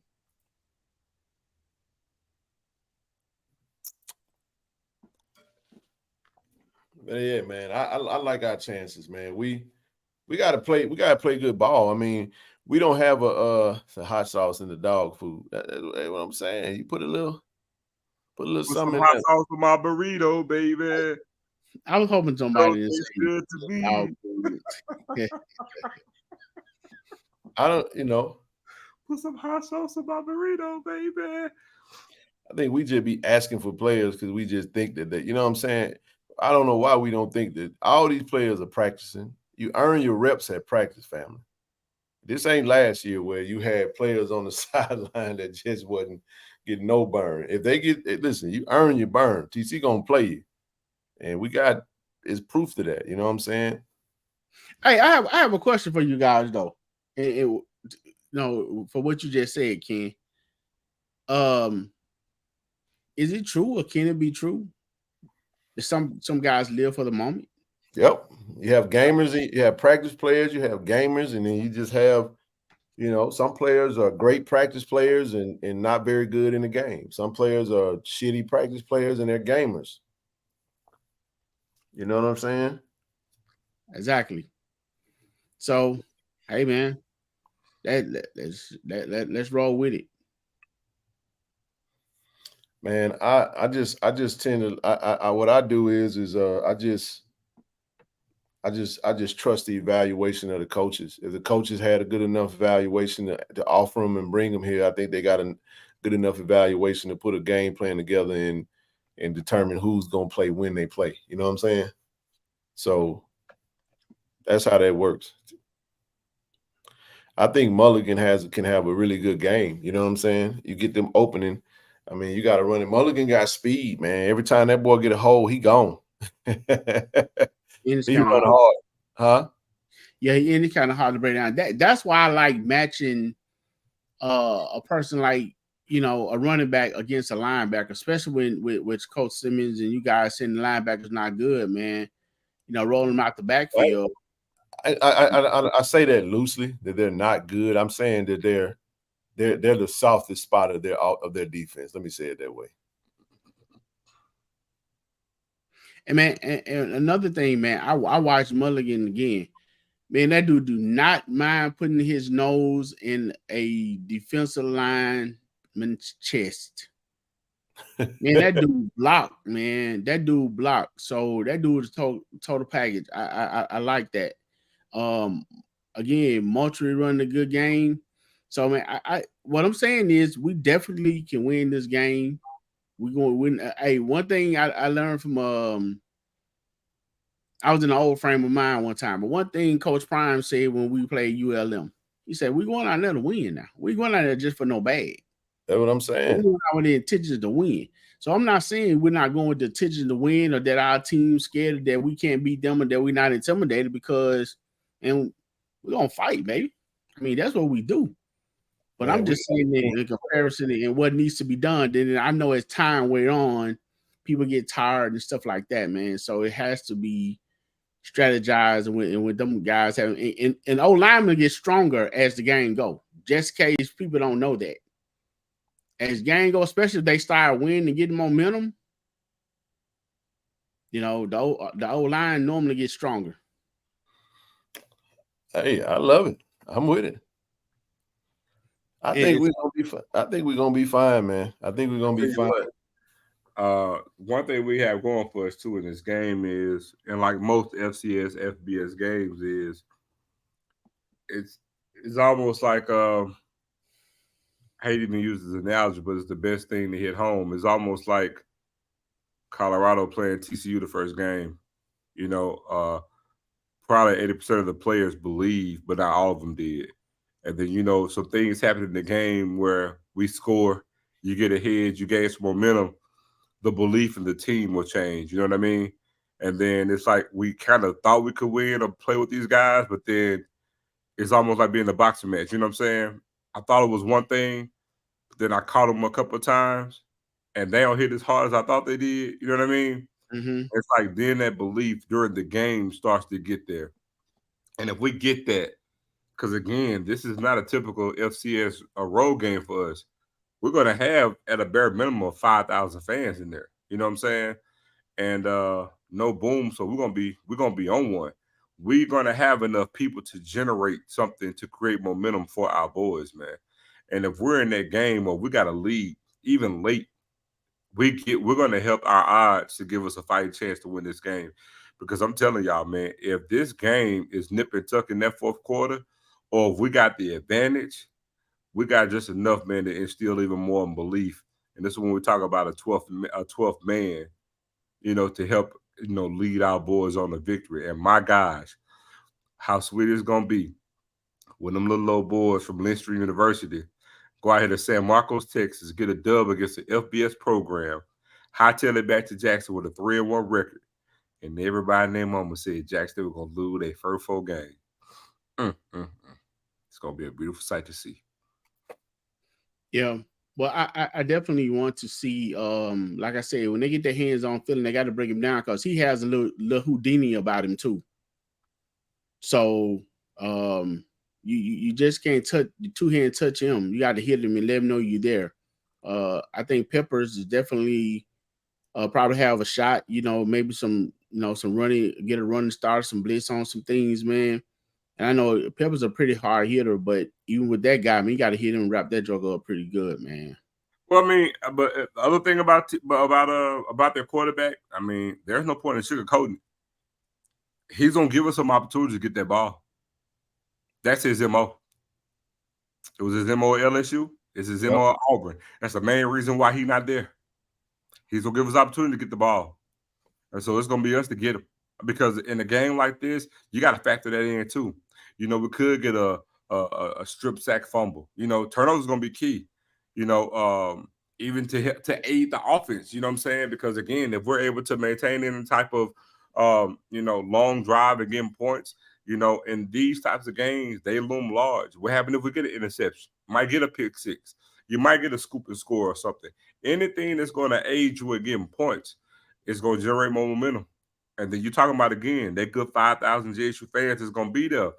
I'm telling you, it can happen. Stranger things that happen. I mean, look, when the game's over and you got 4 zeros, they can say it's a fluke till the cows come home. But I promise you ain't never seen a fluke under a WOL. I promise you ain't. It ain't that joker don't have no asterisk by it that say fluke. I'm just trying to tell you.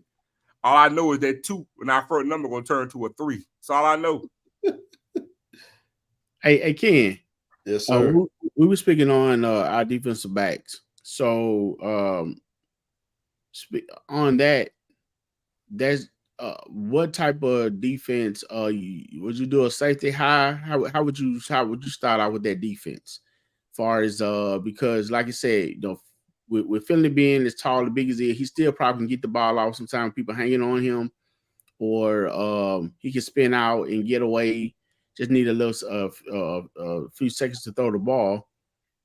So that means you can't have them extra people in the box because you might need to have some people, out in the back. So you got Sayers and. Well, I mean, I think a 4-2-5 is going to be the way to go in this game. I'm gonna tell you, TD, the way our guys hit, I don't think we're gonna be grabbing them and hanging on to them. I think our guy gonna be knocking the shit out of them. I don't think we're gonna be grabbing the lead. I think we're gonna be contact and take his dad down. That's what I think. No, I think you can't. I don't think a 3-man front helps us in this game because of the physicality and the size of their line. You got to add an extra body. Oh, I think is the biggest thing is going to be. I think a 4-2-5 is probably going to be the best route to go. And that fifth on the back end being like a John Huggins, which is kind of that hybrid linebacker role. You know what I'm saying? Where he can actually come off the edge if needs be. You can add some additional run support. That's kind of how we started. 2 linebackers, Peppers, Walker, Peppers, Arrington, however you want to start it off. We need our surefire tacklers on the field, and we definitely going to need 2 safeties, 2 DBs with a nickel, in my opinion. I mean, we're going to have that to provide that safety net. Well, LaDon, I would address what you just said. It's not a belief in the quarterback. I watched enough football and seeing guys of that caliber size who throw a touchdown 40, 50 yards with people draped all over them. Because again, you got to understand they got 6'7", 250. You know what I'm saying? He's Jamarcus Russell size, but I mean the biggest thing with him is to just get to him and hit him. He go down. The bigger they are, the harder they fall. Yeah, exactly. And the thing people got, hey, I'm Ken. How you doing, Zoe? TD? What's up, What's up, man? I'm finally off tonight, man, so I want to step in and talk to y'all for a second. Yes, sir. Man, the thing you got to realize about that quarterback, man, everybody comparing him to Vince Young. That boy is slow. He's big, but he is not that fast, man. So he has problems locking on receivers. Yeah, he stare him down. He stare him down in a heartbeat, man. But if you get anybody in his face, he changes from watching the receiver to watching that lineman. And their O-line, they're big. The problem Baylor had was Baylor tried to match him with muscle. UTSA realized we can just go around their ass the whole game. And by the end of the game, they were worn out. They were tired. Because the speed is the one thing that Jackson State has against Texas State. Jackson State's overall speed dwarfs anything they have on their roster. Now they have guys, a receiver with speed, one guy at running back, kind of big guy, got a little speed. But overall, not even close, man. Yeah. I think you got to play to your assets. I mean, you know what I'm saying, your attributes. I mean, and try to get into some mismatches and take advantage of your opportunities. We got to capitalize. Now, to the point that the people were making earlier, this will be a good game to make those throws and make sure that we accurate. This will be a good time to, you know what I'm saying, we gotta play sound, discipline. You know what I'm saying? What Coach Prime said. We gotta play smart, tough, fast, and disciplined. With character. With character.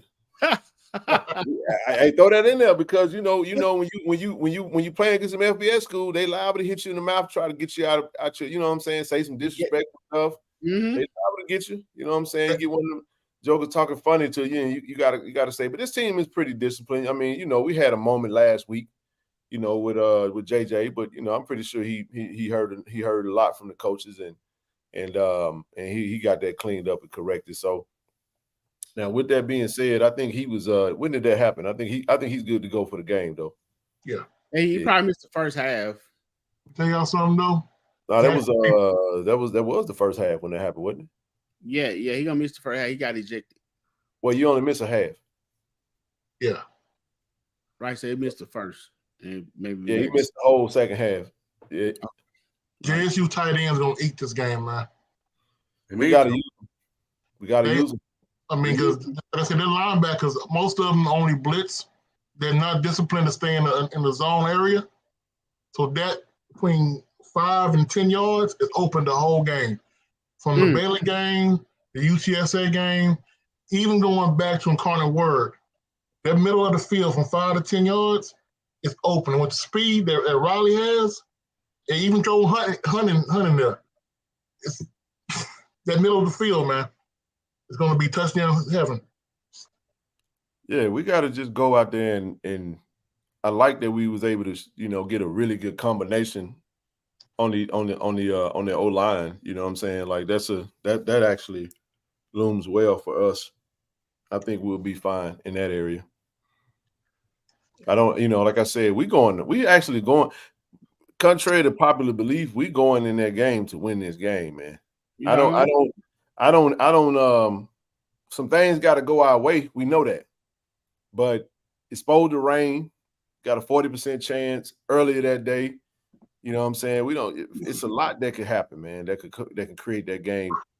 Once you get them on their heels, I think we score first and we let them know we for real and we ready to play. Hey, man, they might start pressing. And when they start pressing, the pressure's all on you. We playing with house money now. I mean, I just look, man. Look, I respect them. They are FBS opponent. I do respect them. For sure. I mean, it's like if you listen to people that talk about the game, it's almost like we treat Texas State like they Texas A&M or Texas. You know what I'm saying? And look, and they should be respected. I'm not minimizing them at all, but I'm telling you, man, you get talking to people, they talking like it's like we're playing the Longhorn or something. I'm like, this ain't that, man. I promise it ain't.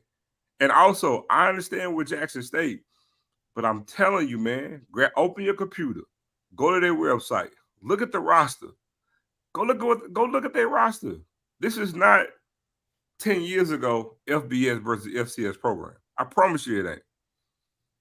Look at the roster, man. We match up with these guys. And I can tell you the main thing, too, is that the guys on this team ain't looking at their team like they Texas Longhorns. They like Texas State. Okay. Like, for real. We're around these players. I'm telling you, that's how they feel about this team. We're not afraid. We don't think we're inferior. We're going there with the belief that we can win this game. We're going to give it our best damn effort. So guess what? If we lose, we lose. If we win, we're going to show that we belong and we should have done what we should have been doing. That's the way it's going to go. Somebody said the coalition wants to drop 50. We know. You know, we know what they want. Tell them they need to worry about their games. You want to compare Texas State to anybody? Huh? You want to compare Texas State to anybody? Compare them to Akron.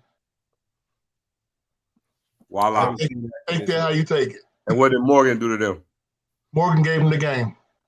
Gave them the game. Well, how much time left, Coach? Like a minute and 2 seconds.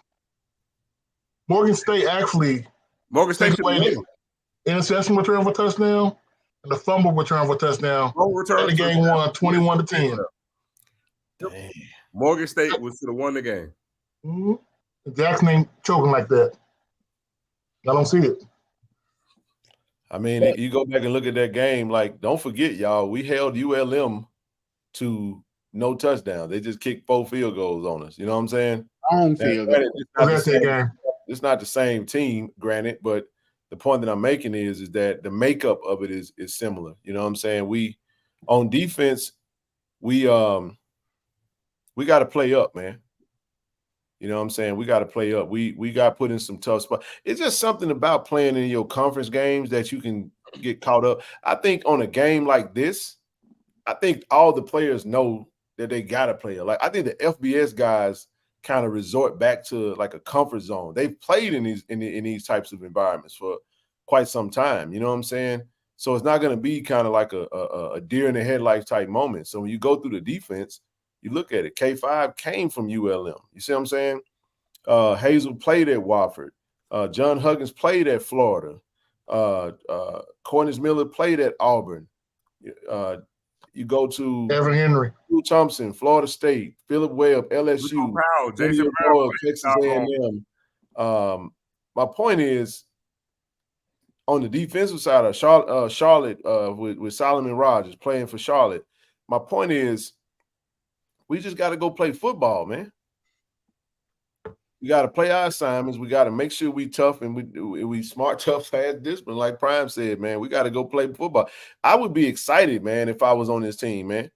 And I knew the type of team that we had, and I'm like, man, I'm salivating to go to Texas State to see what I could do. Right. I ain't going into this situation where folk ain't giving me no shot. I ain't got a chance to win. Okay, I'm gonna show you. That's how we thrive in that. Hazel, now he has been playing some good ball. So Coach Sim, let me ask you this, man. As far as number 10, the position, do you try to jam him, try to put hands on him, slow him up? How do you play him? Well, he's really their main threat. So with him, talking about the receiver around the middle, right? The Wes Welcome receiver? Yeah, yes. Uh-huh. You don't jam him. Let him go free. Peppers. Once he crossed that middle, light his ass up. Sorry, my bad. but I'm serious because that's what UTSA did. He got off a little bit. Then they started just lighting him up around the middle. And then once they did, he started getting them alligator hands, start catching the ball short, dropping passes. The thing is, the Baylor game, Baylor thought the way Texas State is thinking about Jackson State right now. They went in there and figured, we're Baylor, we're going to just blow them out. We don't need to do anything. We're going to just be physical with them on the line. And that's what happened. Deep passes, the safeties weren't playing right. If Jackson State safeties stay back and Peppers and middle linebacker control that middle of the field, it's not going to be easy for that quarterback. He's a one-read quarterback. Mm-hmm. So if you take that first read out the way, the line, Webb, and Doyle will have a field day. Because their O-line, their tackles are big, but they're slow. Right. It's like having me out there on the line. If I get you, I'm good. But if you go by me, ole. Okay, so Doyle, so the ends definitely should eat. Good deal. Yes, sir. The ends, and I think the tight ends are going to be the biggest part of this game. Because, and if you look at Texas State's ends, the guy he's talking about was the J.J. Watt or the T.J. Watt. They all rush uphill. They don't come back. So it's like they're known for overshooting the play. So if Brown steps up, because their tackles are not the strong part of their defense, if Brown steps up, he can run to the left, run to the right, or have more time to throw the ball, because they're not going to come up the gut. Oh, so are you saying the defensive line is not that fast either? Edge. The Well, edge. no, the D line, their two ends are good. The two ends is probably going to be the problem. Yeah, but their D tackles are not something to worry about. Okay, so you saying OT just run them out to play and let Brown step up. Climb the pocket. Climb the pocket. Yep. I mean, he ain't got to be Michael Vick, but you can be Steve Young. If you see an opening on the left side, just take the 5-6 yards. And listen, I'll give you, to your point, TD, this would be a good game to throw in that Zai package. Yeah. Up a little bit. Throw them off balance. I mean, you got to throw everything at them. Bring in your quarterback. They like, oh, man, what we doing here? Get you in the habit of thinking, okay, you know what I'm saying? Like, I would throw everything. I'm trying everything we got in the cupboard in this game. And Chef Christopher, you're right. The fans are worried about JSU. It's the players. The players think this is a stat padding game. The players don't give any respect at all to JSU. I talked to many of them down there, man. Many. And all of them are saying we're going to go ahead and get our stats.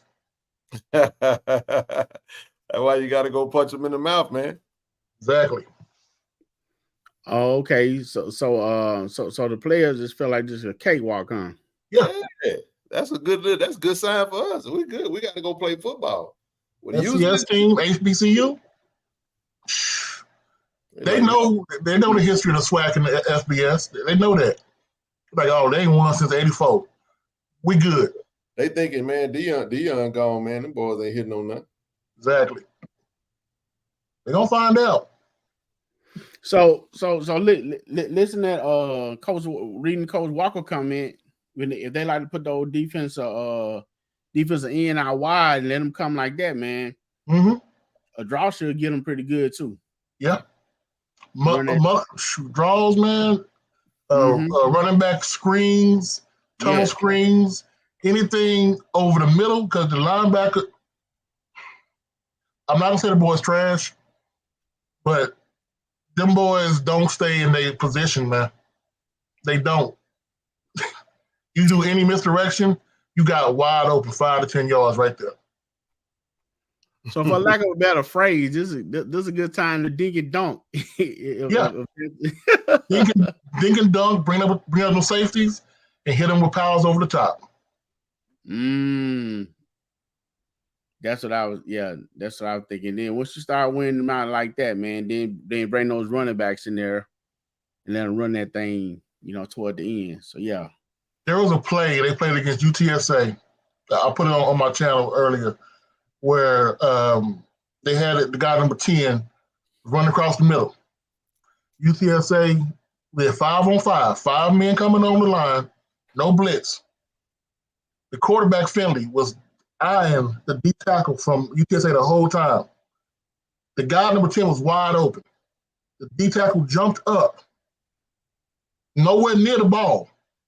He brought the ball down and ran to the left and got sacked. When he got sacked, all 5 men from UTSA jumped on him. The O-line didn't do anything. They were tired. They didn't want to help out the quarterback at all, man. All you see is like 5 UTSA guys on top of this guy, and their O-line looking like, well, what do we do? Come on, man. We got to just go give it to him, man. I'm going to tell you another thing you do. Play the position game, man. Yeah. Take the time of possession game. I would do everything. Take the ball out their hand. Extend long drive. That's why I say a Zai package might be the thing that gets you a first down. You go get you about 8 first downs on a drive. You know what I'm saying? Daryl Smith's right.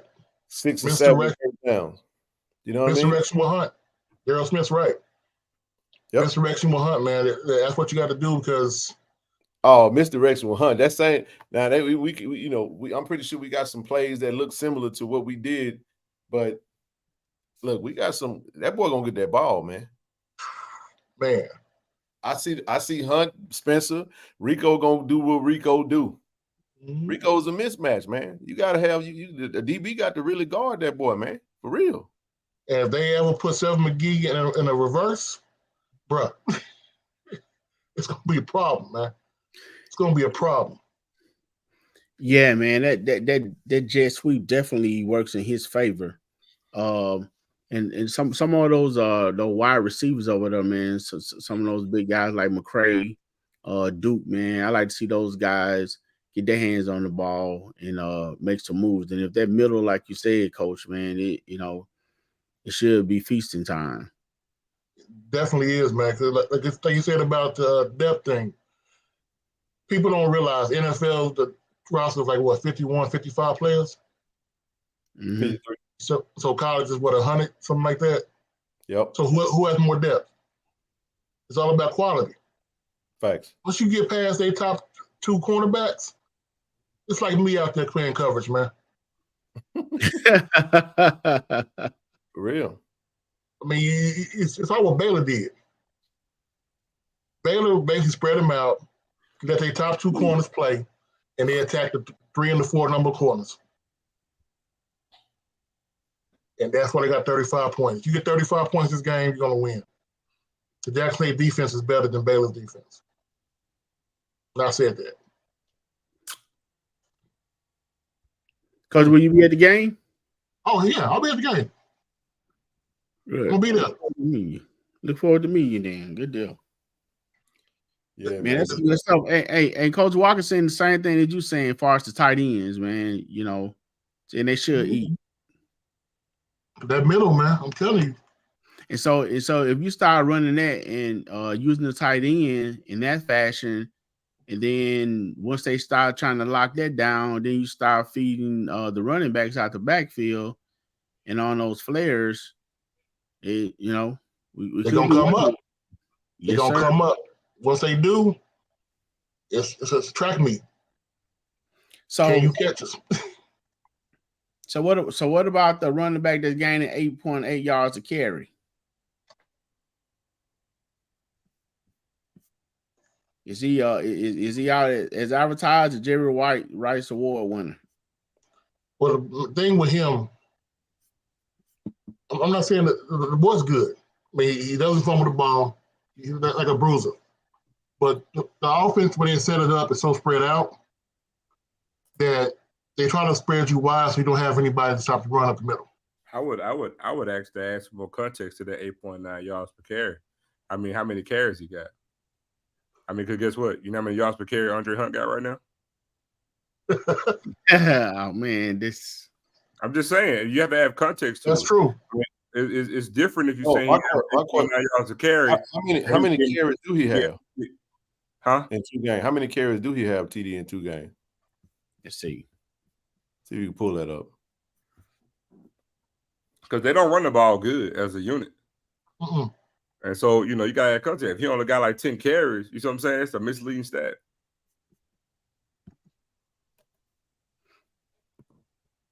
I need to go look at his stats anyway. I haven't looked at the team stats and like individual stats just yet. About to go check them out now. Just kind of see what we're working with. All right, let's see. All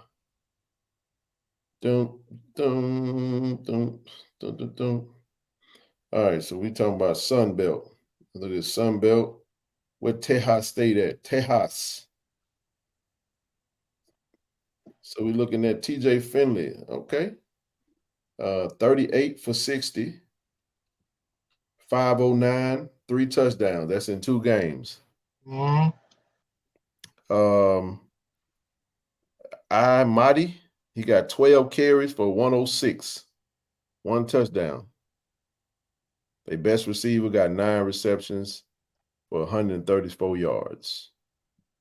And his name Wilson. Is that the kid Cole Wilson? I think that's the kid from Incarnate Word that came in with them. That's the 5'9" kid right there.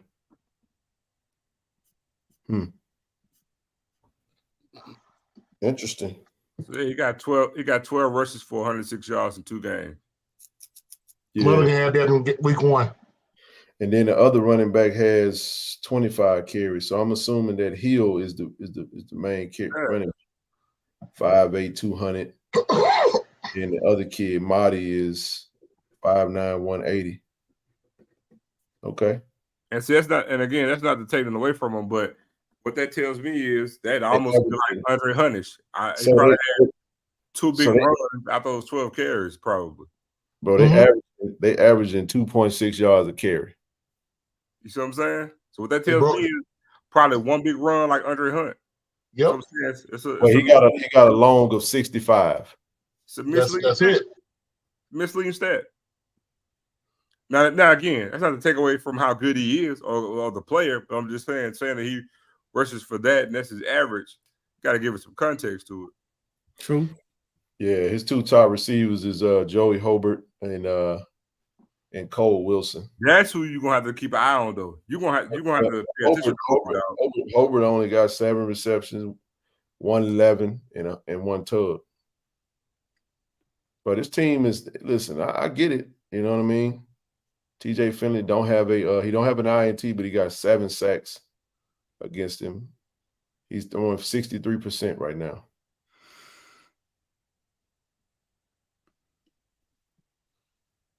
Let's know something. 3.5 sacks a game. Hey, Coach, what have they done anything on special team that you're known of? No, I know they got a good kicker.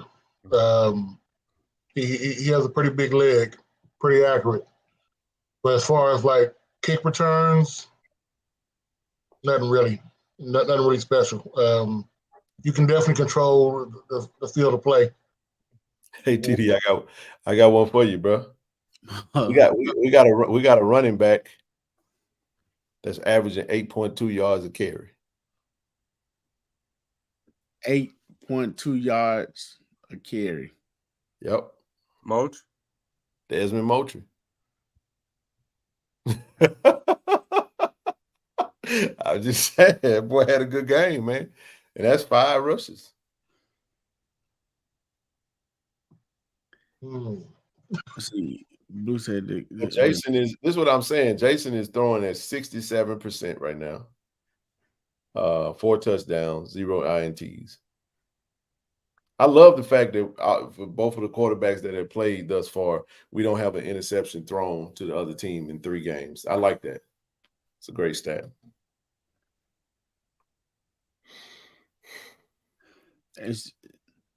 How many interceptions had Texas State quarterback thrown? 0. 3 touchdowns in 2 games. Yeah, 3 touchdowns?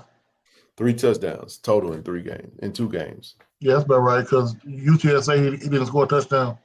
The running back got in the end zone. They had 2 field goals.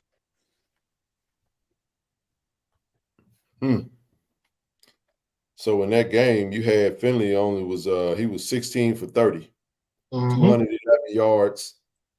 The man he had a QBR of 25.1. Yep.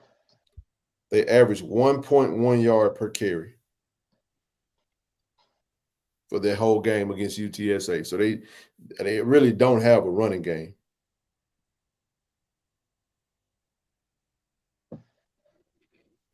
They don't focus on it. They got a pretty big O-line. By the way, Joey Herbert had 1 reception for 6 yards last game. Because he got hit. And he had a fumble, but he didn't lose it. So but the kid, they linebacker Holloman pretty solid. He's their leading. He had 16 tackles last game. That's their left outside linebacker, right? Yep. And you got the safety. That's why Torrey Spears had 12 tackles. Sean Holton is the other safety. That's why I was saying that safeties are the ones that's doing the tackling. That's a bad sign. That's a bad stat. It is. Then you got last game. Then you had the other linebacker, Dan Foster. Dan Foster is who was supposed to commit to Jackson State. Y'all remember Dan Foster? Y'all remember Dan Foster Jr. came down to the top 3. He chose Texas State over Jackson State. He was the kid that transferred from Marshall. You remember him? Mm-hmm. We supposed to get Foster. And wasn't one that quarterback as well? PJ Hatter. Yeah. Somebody else. Running back. Now the kid that we're gonna have to look out for that is the kid, the defensive end, Chance Main. That's the one I'll tell you about. Right, talking about the running back too. Hey, Coach Walker, I'm a big fan. Davenport. Yep. Man. So, Coach Walker said they like running the RPOs.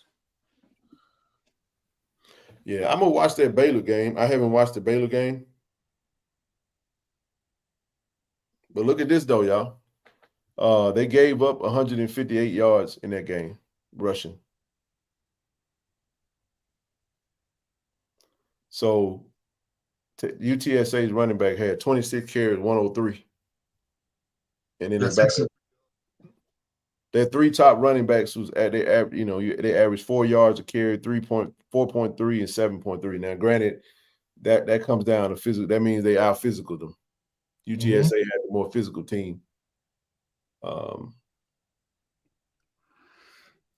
Hey, Coach Walker, if they blitzing almost every play on delay, man, what they're not trusting their defensive line?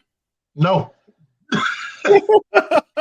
Oh, I'm telling you, man, look, man, I told you earlier that the tackles, they're just there for show.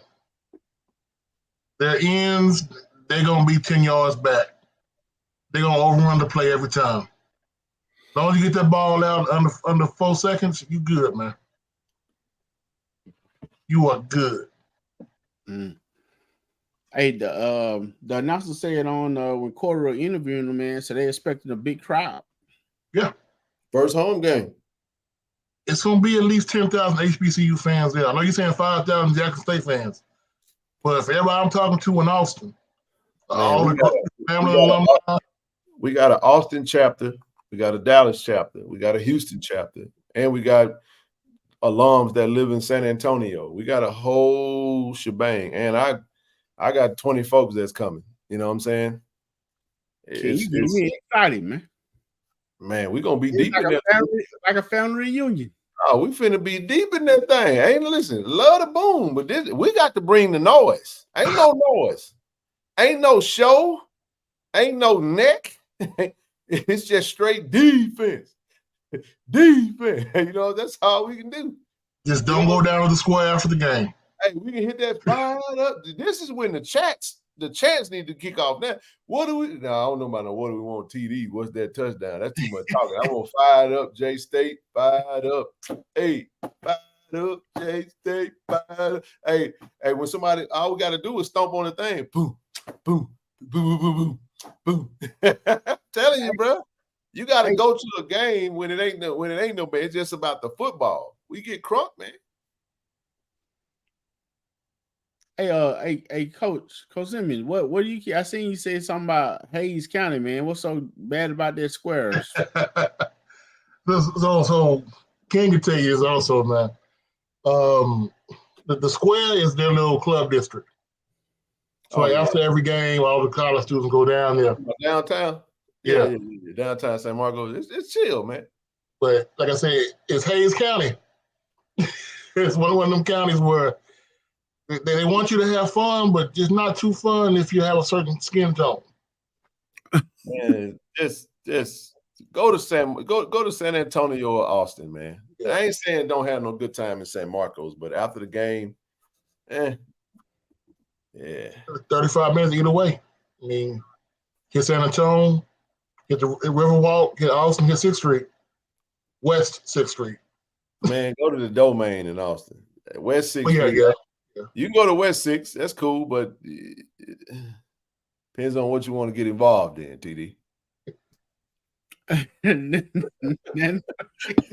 Just tell you. I'm hanging out with Coach Simmons, man. You see, hey, we're gonna go hang by that lake he be. Coach, you gotta take me to that lake, man. Nah, man, it's some lake he be doing on this channel, man. It'd be funny, man. Coach be chilling. Man, well, you know the weird thing is the Domain, yeah. So Austin is what's called the #1 HBCU graduate destination in the country, and they're doing this thing called regentrification. So they kicked all the black folks out, but now all the kids coming back to graduate from HBCUs and taking over the Domain. Domain used to be a mostly white part of Austin. Mm-hmm. Not anymore. Now you got all these HBCU grads over there. I mean, they trying to push to have an HBCU bowl game in Austin because of that. Need to have one. Most people don't even know. Do most of y'all know that there's an actual HBCU that sits in the downtown heart of Austin, Texas? Yeah, I graduated from it. In Tillerson. Yeah. It's my HBCU. Huh? That's my HBCU who I graduated from. There you go. Houston Tillerson. For those that don't know, there is an HBCU in downtown Austin. But yeah, man. Love Austin, man. That's home, baby. A JSU alum is the president there. That gum right. Mm-hmm. That's right, man. We everywhere. Houston Tillerson. There it is. People don't realize that Jackie Robinson was the AD there. And he coached basketball at HT. Yep. Man, it's so much that and I'm not even gonna sit up there and pretend like I knew. I didn't know until I moved there. It's actually spelled it's Tillotson, not Tilson. Yeah. Let me type that in real quick.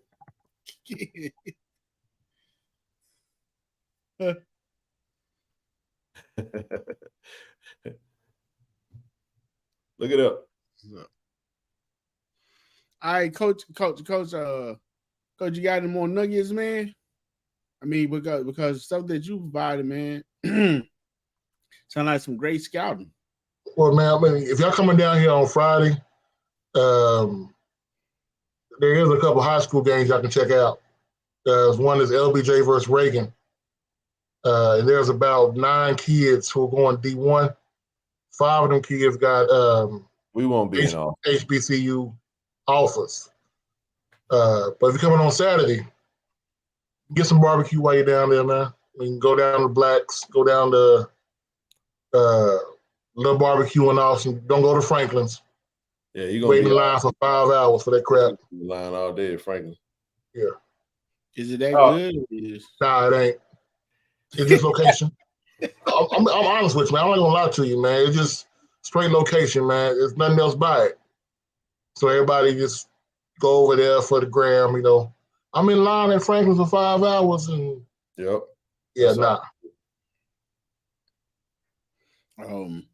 Okay. Hey, Coach, I guess one last question I want to ask you about the defense. What do they normally run? Is it It's more of a amoeba defense. It's like they match up a lot, but their base defense is a 5-2. 5-2. Oh, yeah. Okay. And they still blitzing? They got to, man. Man, we got weapons, man. We got weapons, y'all. We got weapons. We got to use them. We can create some problems for them, man. We can definitely create some problems for them. Hey, if like Coach just said, if they run in a 5-2, and then the linebackers are okay, yeah, like you said, that middle should be pretty good. Yeah, they basically go around whatever other teams playing. Like when they played UTSA was gutting them, so they had to run a 5-2. And I saw the game, man. Their linebacker, every single play, he was not in the right spot. He was blitzing in the wrong gap. He was coming downhill. So, like I said, man, tunnel screens, the tight end over the middle. Yeah, you can just park Jency Riley right there 5 yards back. Say, this is your spot the whole game. Don't move. And he wide open. Well, if you notice that, I hope they coach didn't notice that. We need him in the game.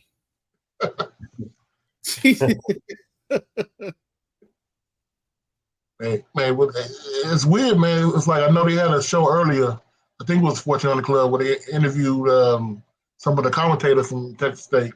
Yeah, we did. And I don't think they brought that up, but they know it.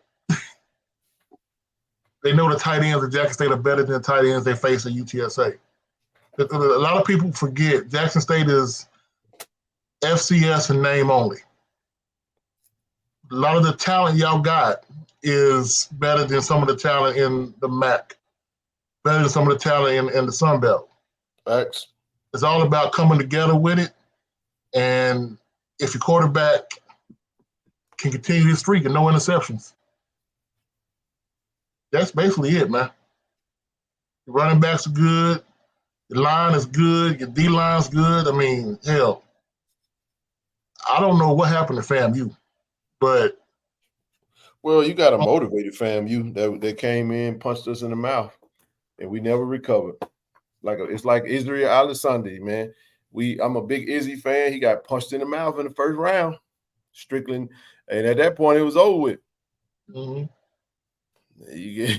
You know what I mean? So you can't get down. I think people, see Finley and they saw what they did to Baylor, like Vic said, and we was like, oh snap, they beat Baylor. And then it was only a name. Then they lost to UTSA, and it's like, okay, well, who are we really dealing with?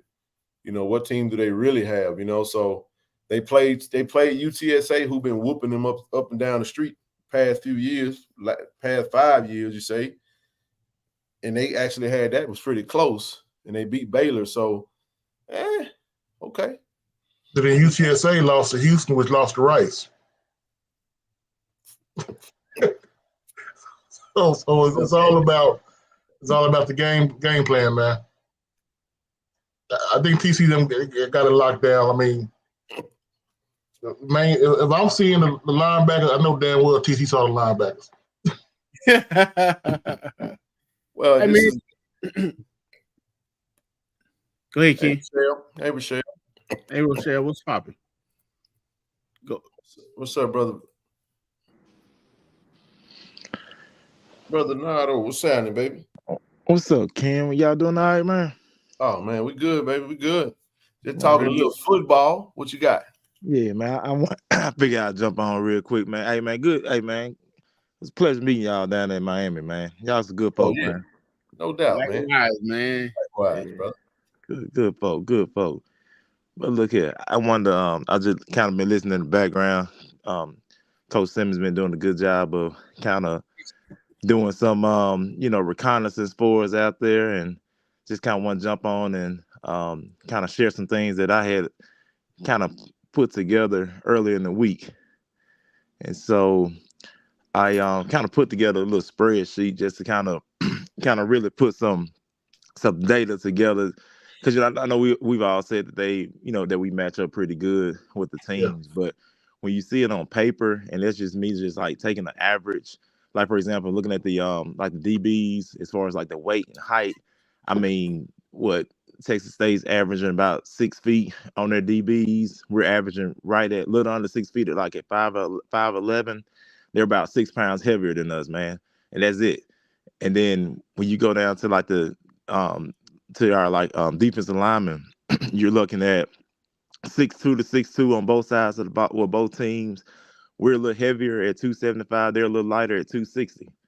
And so, and then when you start kind of, delving into, who are some of these players are, they're kind of mirroring what we have, right? And so, but that was like the pretty much a consistent theme, like all the way down the page. Even when you get to the offensive line, even though they got those big guys, I know the one guy that sticks out from what is his name, Bray Walker, the former 5-star from Oklahoma.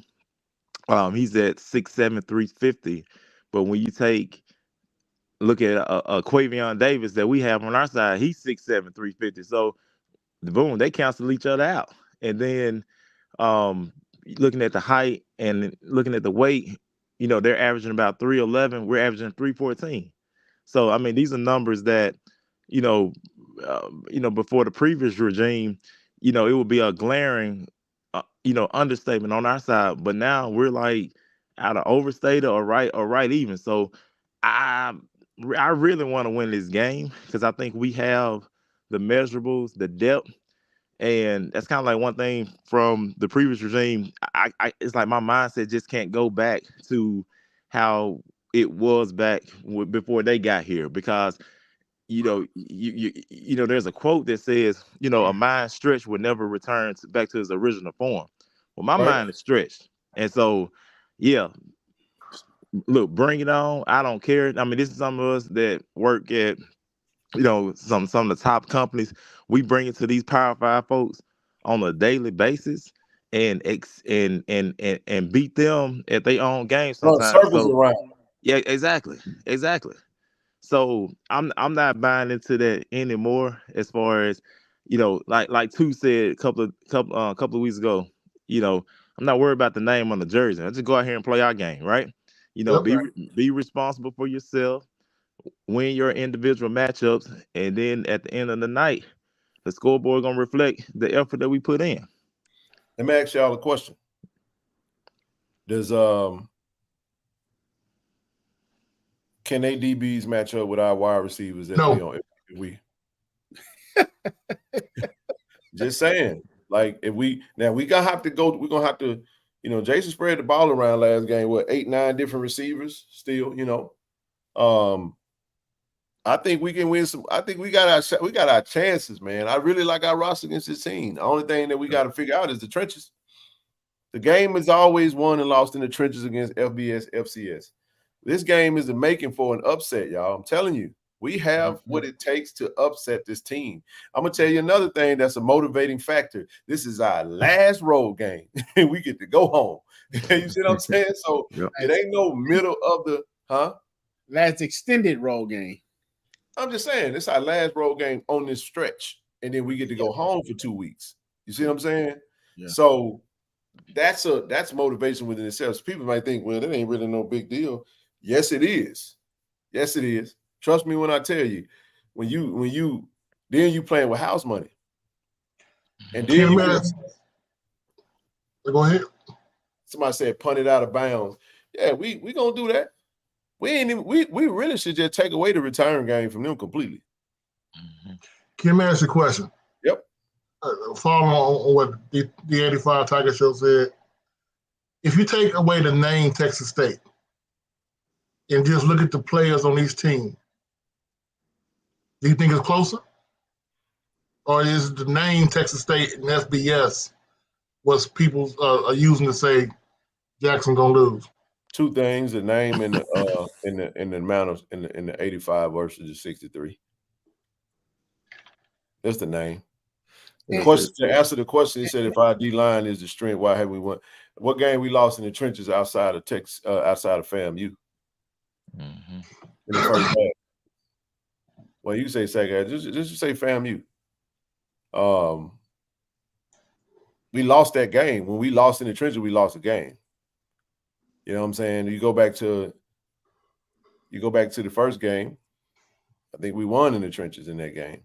I think if you're thinking we're gonna get, and I'm not putting words in your mouth or anything like that. I'm just saying, like, we're not gonna get sacks every single time. If you can get quarterback hurries, you can speed a quarterback's clock up. You've done your job. You know what I'm saying? You can be a disruptor. That's really what it comes down to. But we had, how many sacks we had last game? Anybody want to take a wild guess? Tell me. 5. We had 5 sacks last game. I think we looking pretty good to me. You know what I'm saying? And SU usually had a pretty decent. All the games you can play are the games that's in front of you. You know what I'm saying? So that's what I take away from that. I mean, at the end of the day, it's like we lost. We lost in the trenches to FAMU. You know, but this past game we didn't. We did not lose in the trenches. But we 2-1. Exactly like, trench play. We got some sacks. Then we get some sacks in versus South Carolina State. Yeah, we got some sacks. We got a couple of them. But go ahead. Yeah, I was gonna answer Coach Simmons' question. Besides the name Texas State in the '83 scholarship, I think for people who know a little bit about football, they're also looking at the former coach coming in from Connie Word and what he did with North Dakota against North Dakota State. Plus, he brought in 10 of those players. Yep. So, when you get to looking at that, you get to looking like, oh, wow, he coming in like this. And then you add the Baylor factor in the close game that they played last week. So, you look at those things and what have people intimidating. Plus, it's been since the 80s since Swag Team have beat an FBS school. Yeah. So, you know, when you constantly implant something in somebody's brain and it gets there, it's hard to get it out until it's done. So you're gonna kind of get on edge. But you know what, though, T? What's that, boss? I don't think the average fan know what you just said. I ain't trying to be insulting. Right, I ain't know. Right, you know it because you follow football. You know about the incarnate word. I asked the average casual and asked, where's the incarnate word? Because it's in San Antonio. For those that don't know. Thank you. So he only came 30 minutes up the road, and he brought the majority of the players. So that's a great point. Keep going. I just want to throw that in there because football fans, we say that, but the average is gonna come down to just the name. Oh, Texas State, FBS. You know what I'm saying? They got 85. But keep going. I mean, cut you. I just thought about that. When you say incarnate word, I didn't know what the hell incarnate word was till I lived in Austin, and it was a young man at the gym that was playing at a high school. He was like, "I'm going to play an incarnate word." I said, "In who?" What the hell is that? I didn't know about him until 2 years ago. I was like, what is incarnate word? Incarnate word? I never even heard of. But go ahead. Right. In the 85 show, I was gonna you was getting the measurements of the offensive line, and you mentioned first of all, you pronounced the guy's whole name, Quavion David. We called him Quay Davis. Not a government name. Right. But look, I will say this. He may have had a little help from time to time, man. But I was impressed with him when he came in to play. For that to be his first game, I think he did really well. And I really wasn't. I was wondering why he wasn't playing with his height and his size. And I was like, okay, well, maybe he just got a little more tooling to do. But when he got in, man, he looked pretty good. And he held his own. And I looked at him when he came from the sideline one time. And if you really, another thing, if Blue's still out there, you really want to get an offensive line hype and get him to going, let a running back make a long run and a quarterback make a long throw or they score a touchdown. Then that build momentum for the offensive line. So I think, with that combination and him having that little experience, I'm looking to see, a little more from him to see what he does out there on the island, man. Well, you know what? This game will be a perfect game for Jackson State to do a lineman eligible. To have one of those linemen eligible and go, I'm telling you. I don't know we ever did that before. I don't ever recall it. Perfect game to do that. Because the linebackers are not going to notice. And it'll be funny as hell to watch Evan Henry run down that field. Now, he'll send him, man. So. We went 13 personnel versus South Carolina State, man.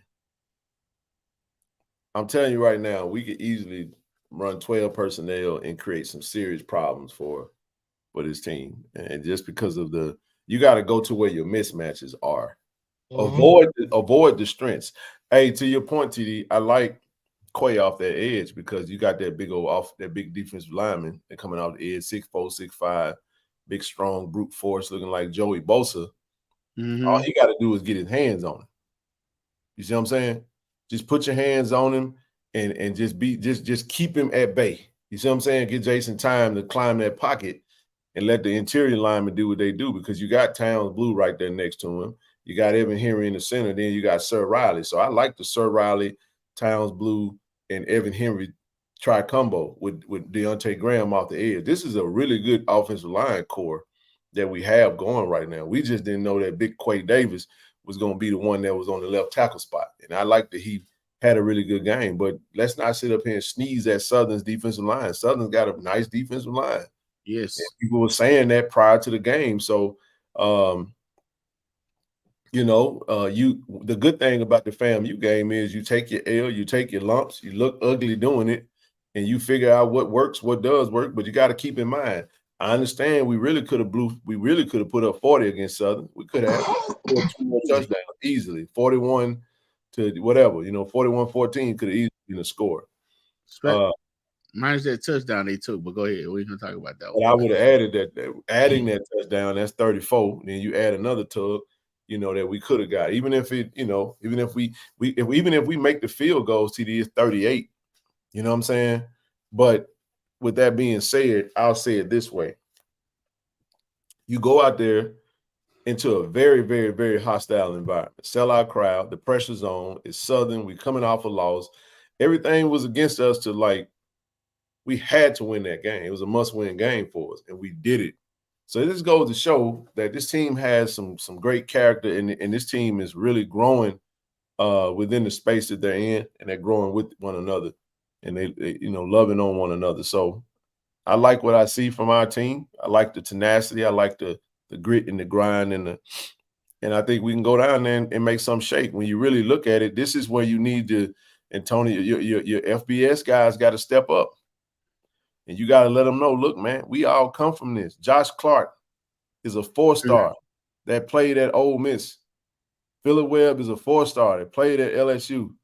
Tonio Doyle is a 4-star that played at Texas A&M. That's 3 defensive ends that are all 4-stars that all play in the SEC. Stop me when I'm lying now.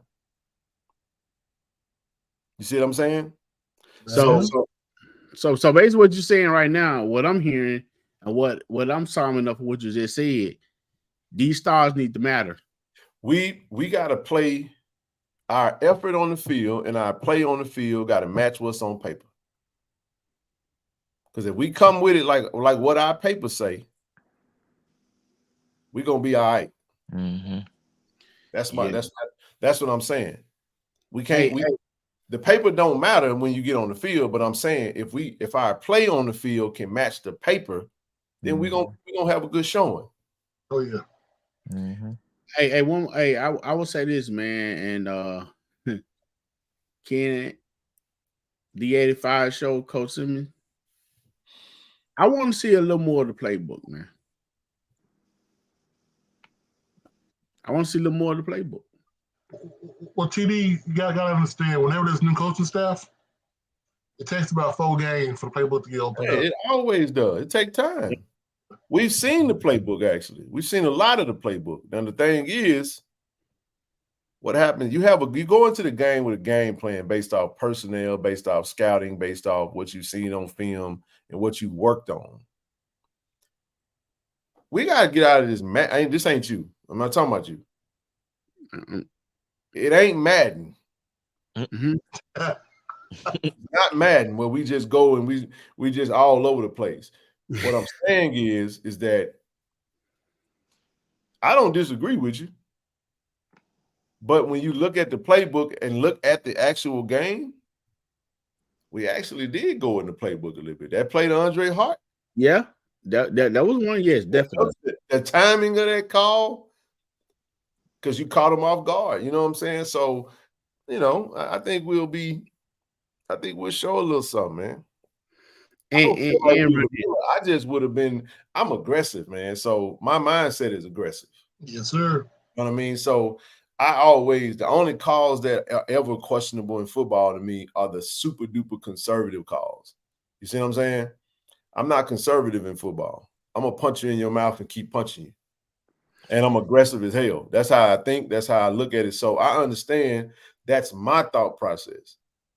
But I'm not gonna put the onus on whomever. You know what I'm saying? You also got to look at, I think this is the first time Coach Harris has actually ran his own show to call his own play, do what he want to do. So he's looking at personnel, he's looking at situations, and that's a really good question for him, though. But I'm with you, though. Go ahead. Well, Ken, I'm looking at Miss Jazz till you come in, and everyone else.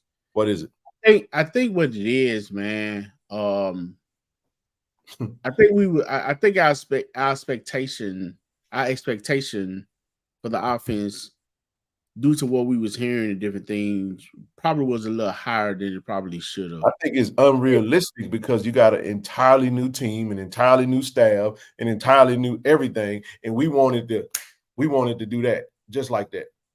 Yeah. No, the problem is South Carolina State. When you go out there and and you think that everything is going to be, you don't know what team you got until you get punched in the mouth.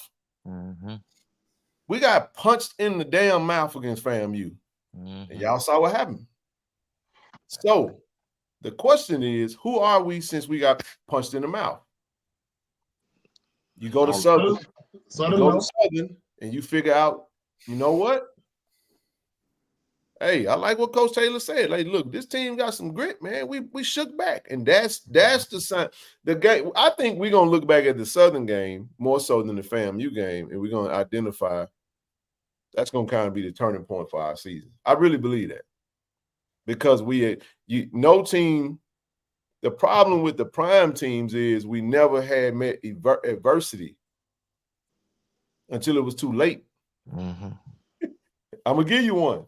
ULM, hey, they got James Houston out of the game early. We lose 12-7. Mm-hmm. We don't really lose no more games in that season until we get punched in the mouth by South Carolina State in the Celebration Bowl, TD. Now, granted, Deion went through his stuff with the surgery, and he was away for a minute, so we looked like real raggedy in the middle of the season with like play calling, right, for a little while. Last year, dog, we was undefeated.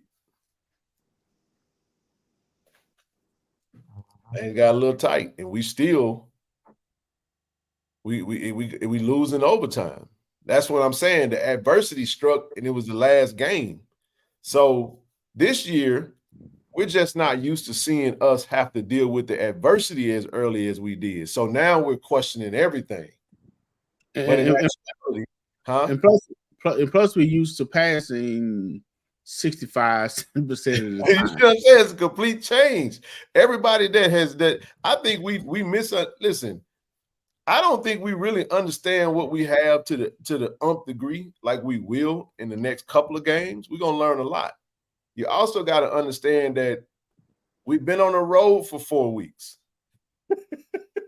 You know what I'm saying? People that don't believe in home field advantage and being comfortable and being, everybody got to be comfortable. Some of these coaches are in their first time in these, they're in a role, and you start the season off on the road around everything that's unfamiliar. I think of the psychology, there go Rochelle, but I'm always thinking about sports psychology, man, and how I'm big on that. Now, that's not an excuse. I get it.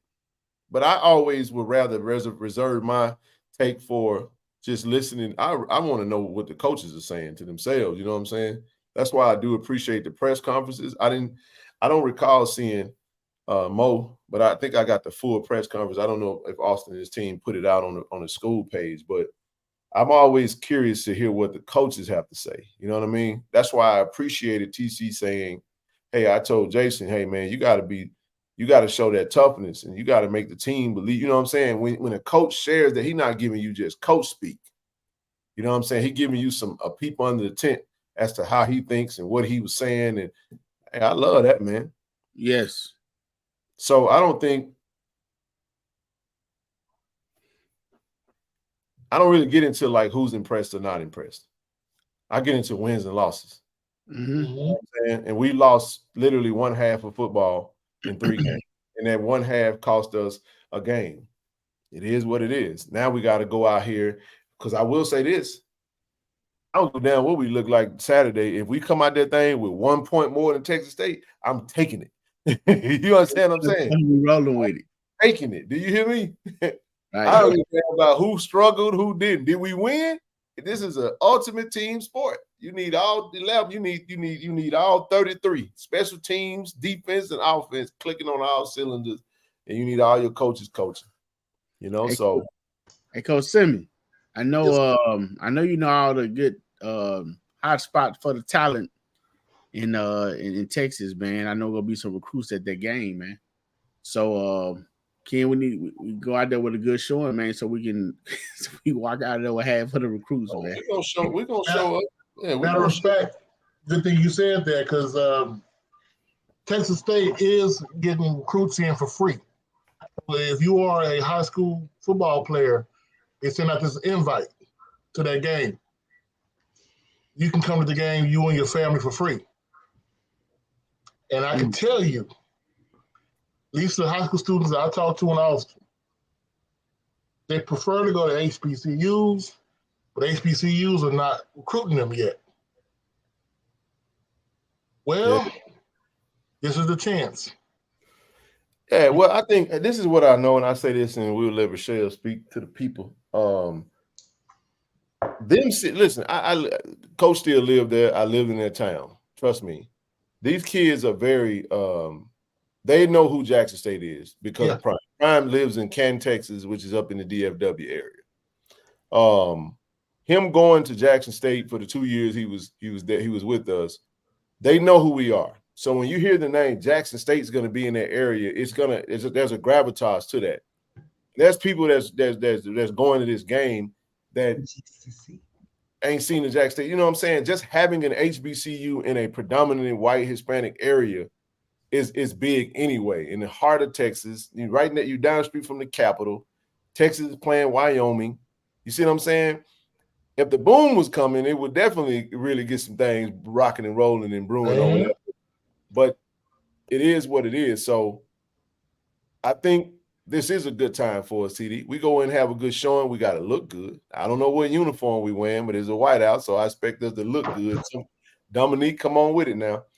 But if we go out there and we have a good showing, let alone walk away with that thing with a victory, we gonna win that area over. Trust me when I tell you, because you do have also keep in mind that we have an alumni chapter in Austin now. We didn't have that when I was living there. So we do have alumni chapter now. You have 2 strong alumni chapters surrounding that area. So Texas is this is a good time for TD though for us to be in the area. That's the team is going to stay in San Antonio as opposed to Austin. And I'm excited to have the brand out there. You know what I'm saying? We'll see what they say and what they see. You know, when you see all that white and Jackson State gear down in the Riverwalk and at the Domain and all that stuff, people they gonna appreciate it. But from Austin to San Antonio is the hottest Texas recruiting corridor right now. Austin got 3 of the biggest top programs in the state. With Westlake, Lake Travis, and even Cedar Park now. You know what I mean? But don't forget LBJ. LBJ. Yeah, I was going to say that. So they got some big-time programs. Pflugerville, Hendricks, Vandergrift. I mean, you name them. They got some big-time programs over there. But it's only going to get better because of the mass relocation from Cali. A lot of Californians relocated to Texas. And one of the reasons why UIW got so good was because San Antonio was such a hotbed for recruiting as well. Yep. And with Jackson State actually staying in San Antonio, showing the HBCU flair, kids are going to wonder.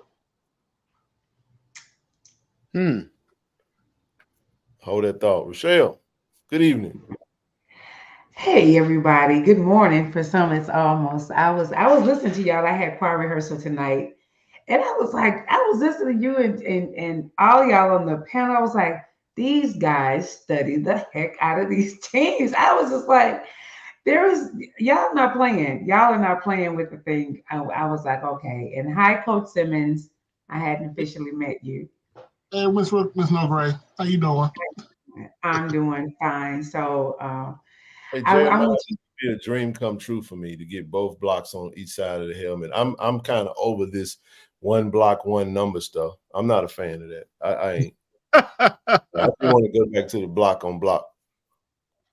Go ahead, Rochelle. I'm sorry. I'm done with that number stuff. That was Dion stuff. Oh, you so funny. No, I just want. I do not like. I want the JSU block on both sides of the helmet. Point blank. I'm sick of the number. It just. I'm over that. Go ahead. Oh no. Hey everybody, how y'all doing? I'm just glad to be in building. I personally want to say thank you, Ken. You did. I didn't know you was gonna do all that for me today. I almost had a little tear in my eye when I saw that you had put it on your. What? What we do? When you put the video on your YouTube channel for me. I don't take anything for granted. I am very grateful and I'm very humble. She lovely is helping me because I know you're really busy, and she did that video, and I'm just grateful that for the platform and for you allowing me and for you supporting me. That's something you didn't have to do, but I am so appreciative. So I wanted to say. So why you feel like we didn't have to do it? You sit up here on almost every show. You part of the group. But I feel you though. Keep going. No, it's what you do. We're gonna definitely push that. And I'm just hoping for those who don't know who I am. On Sunday, I'm doing my first live, and it's dealing with suicide, the crisis with suicide with our youth, especially our young Black boys. So this is a candid conversation that we need to have.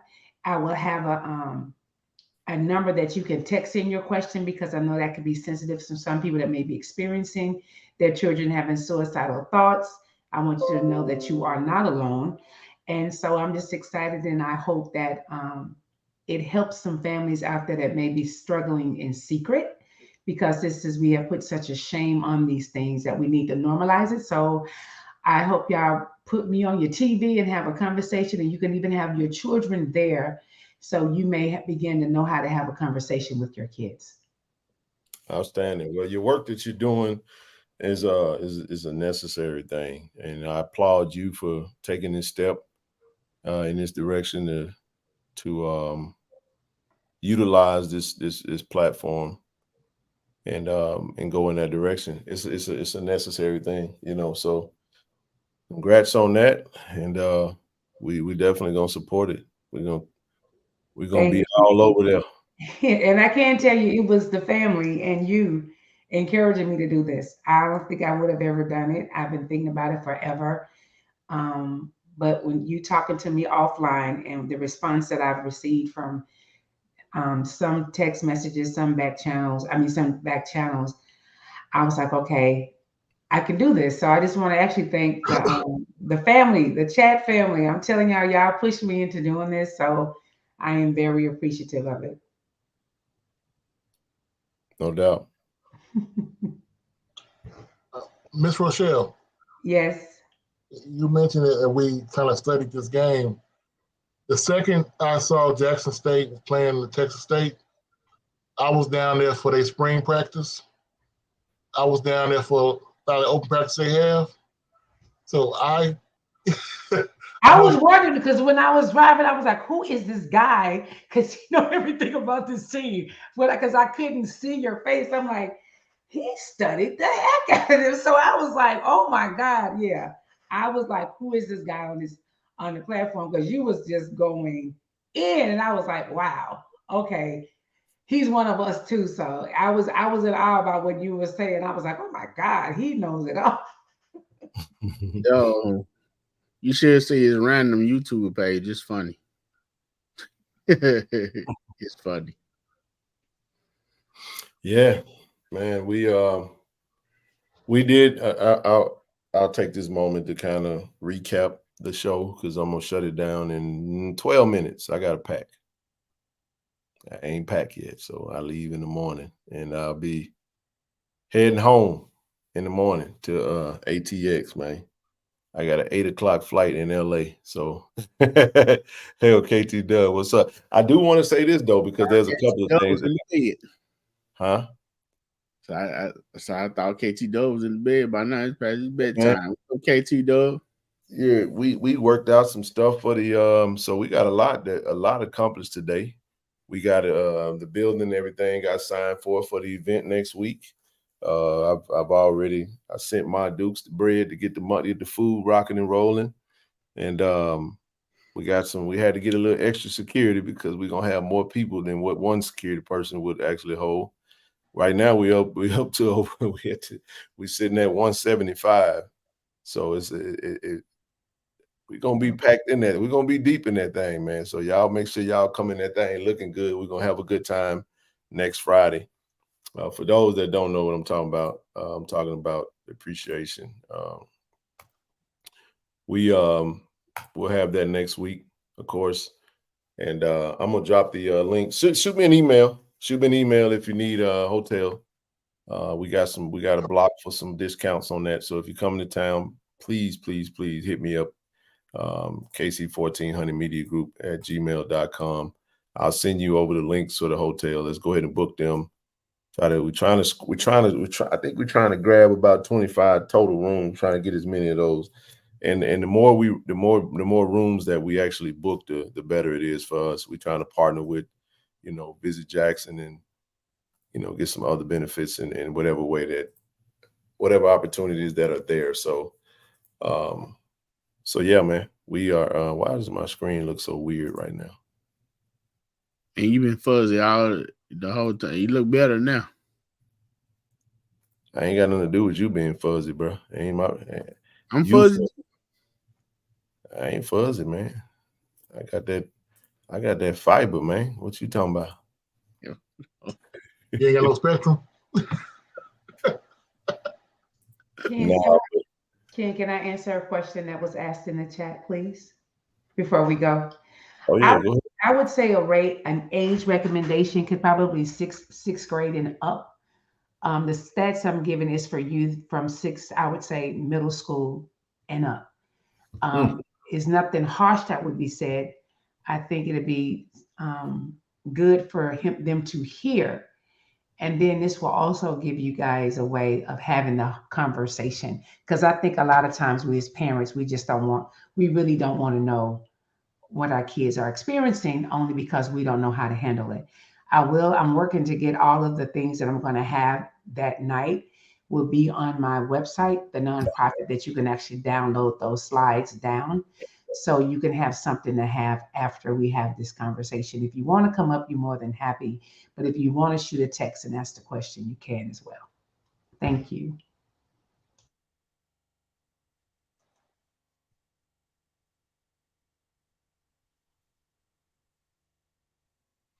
Yeah. So baseball, Coach, we got a baseball initiative going. If you'd like to donate, use Givelify, or you can use Cash App, PayPal, Zelle. I'll tally everything up tonight. We're going to actually donate $10,000 to the baseball team on next week when we come home, and help them get the technology. I'm excited about that. Appreciate the coaches and everybody. Appreciate them, entrusting in us. Another coach that sees what we do, appreciates what we do, and we're gonna keep it going. So, just one thing, Ken, if you donate to the Cash App and that thing, that's not the same as Givelify. Givelify is the only means of the tech. You doing it both ways? I'm sorry, Ken. Yes. Because it's a delay. Is that if I'm saying it wrong? Let me know. Look, I don't really care about everything is clear on my end. So I don't know. That's not what I'm saying. But what I'm telling you, I was responding to a comment. Like I can't do nothing about that. I don't make signals. It look clear on my end. I don't know what's going on. I was just telling. I'm telling. It ain't a right or wrong thing. It's like what y'all see is what y'all see. I can't do nothing about it. But go ahead. What you were saying? So know what I was saying for the people in the chat. If you want it to be for a tax write-off, you need to use the Givelify app, because that's where the nonprofit 501c3 is. If you give it, we still gonna take whatever you give us in all the other means, but we want you to understand the Givelify is the nonprofit, and that's where you get the automatic letter with your tax write-off. So if you give the other means, thank you. But if you really want the tax write-off, give through the Givelify app. You can give it on your computer. That way, I'm just making sure y'all understand that. So we don't want confusion saying why I gave through Cash App, why isn't it showing on my nonprofit side? You need to use the Givelify app, or even send it directly to the nonprofit organization. And that way that information that can be written off for you. The Bible says do things in decent and in order. And a lot of us don't sometimes understand that. So even though Ken is going to give it to them, you won't get the write-off because you're doing it that way. Thank you. I'm adding up what all we got tonight. We had a pretty good showing. I got to count this stuff up, though. And I'll see whatever we came up with. Yes, Miss Tina, that's very correct. So have your grandkids around. I think it's going to be a way to help all of us. If you got nieces, nephews, godchildren, your cousins, whatever the case may be, it'll just give us a way to begin to have this conversation that we need to have.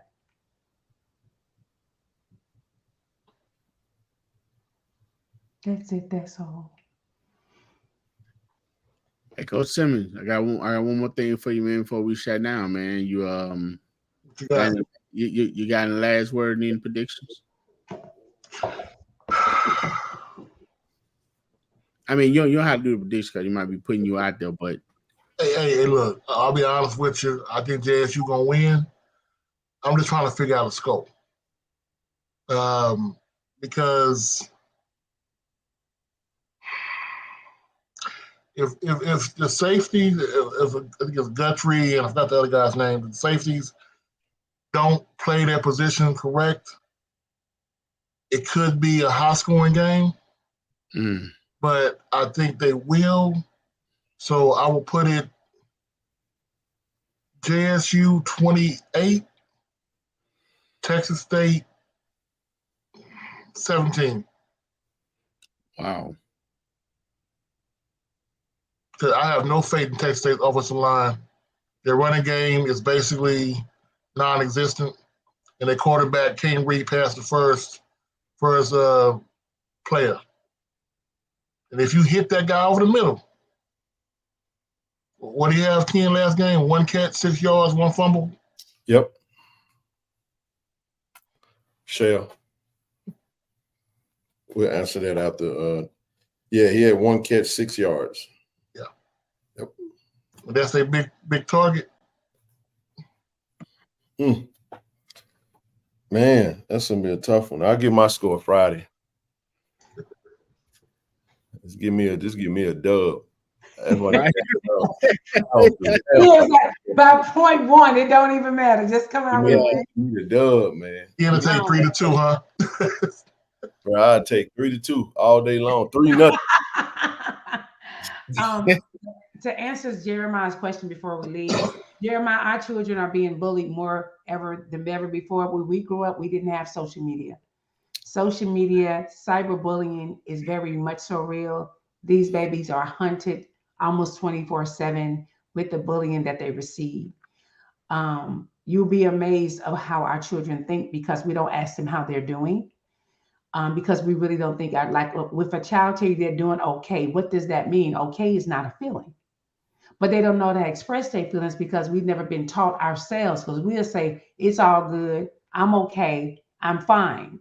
But underneath all of that, they can be in a lot of pain because the average parent, when a child say, if you ask them, how was their day at school? And they said, okay, you don't go any further than that. What does okay mean? But when you give them words they can look at and they can begin to explain to you how they're feeling, then you can have these conversations with our children. And I'm going to also talk about the algorithm that puts our babies into a plethora of suicidal thoughts, and it constantly keeps going because the algorithm doesn't know that's a child. And that's why parents need to have better control over that cell phone, because it's also a major computer. So we'll get to talk about that information, because once they look up something negative, or if they have very low self-esteem, every time they get on TikTok, which they shouldn't be on, or every time they go on Google, that's what the algorithm is going to give them all the time. So our children are going through way more stuff than we would ever think of, Jeremiah. And that'll be some of the things that we were talking about, because that age group is more than ever, because everything is a filter. Everybody has to look perfect on these things. And it is destroying, especially our girls, low self-esteem because of Instagram and things that they see because they don't know it's real.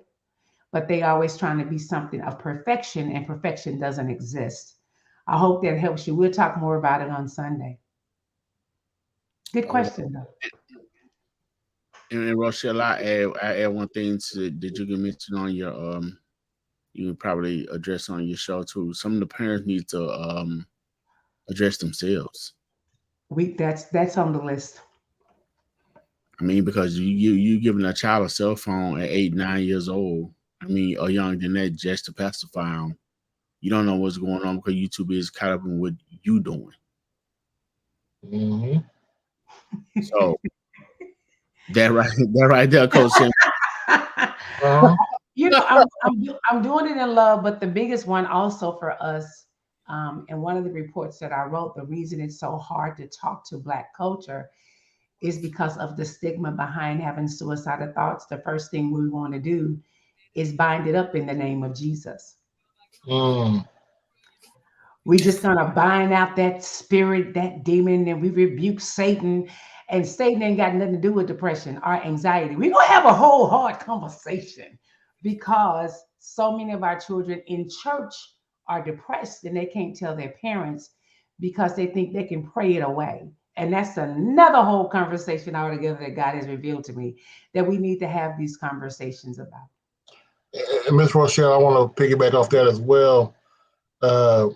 My son's 15, and one of the things that we've noticed is that there is a over-sexualization of young kids.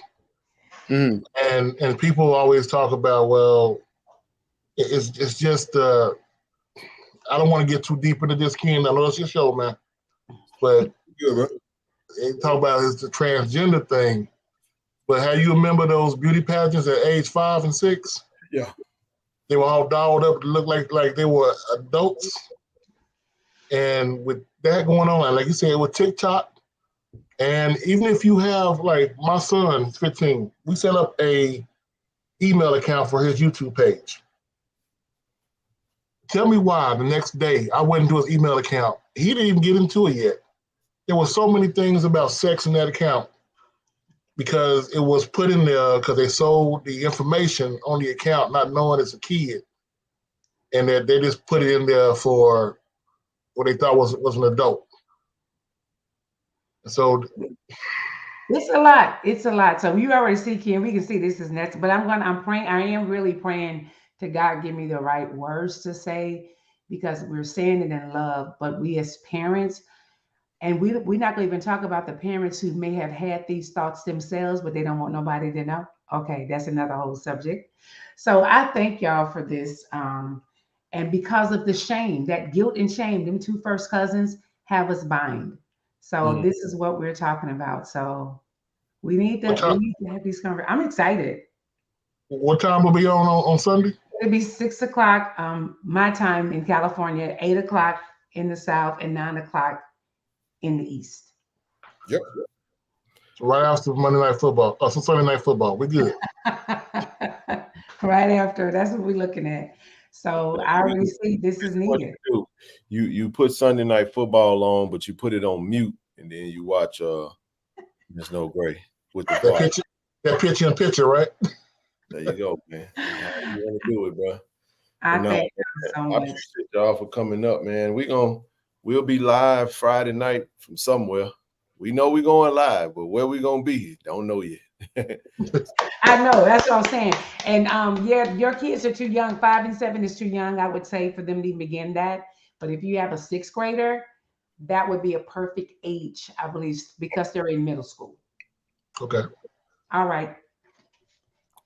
Hey, anybody got anything for you to go, man? Finna shut it down. Yeah, man. Hey, Coach Sim, I'm hit you up. I'm gonna DM you, man. We're gonna get up. Okay, I got you. All right. Yeah, we'll see you at the game, Coach. Safe travels, Ken. I'll be praying for you. Appreciate you. All right. Y'all wear white. All right, y'all be easy. Be easy. Bye, TD. Bye. 85. Appreciate you for coming up, bro. Appreciate it, Doc. Check out later, brothers. And Miss Rochelle. Appreciate everybody, man, for coming on tonight. Man, great show. See y'all back on Friday.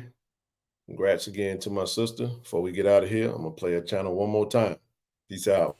Hello, everyone. This is Rochelle inviting you to my first Sunday Night Live with Miss No Gray this Sunday, September 17th on YouTube at 6 p.m. Pacific Standard Time.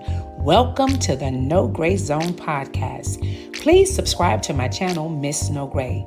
September is Suicide Awareness Month, and the topic I'm covering, Sound the Alarm, the crisis of Black youth suicide. It's time to have a heart-to-heart conversation. Hope to see you there.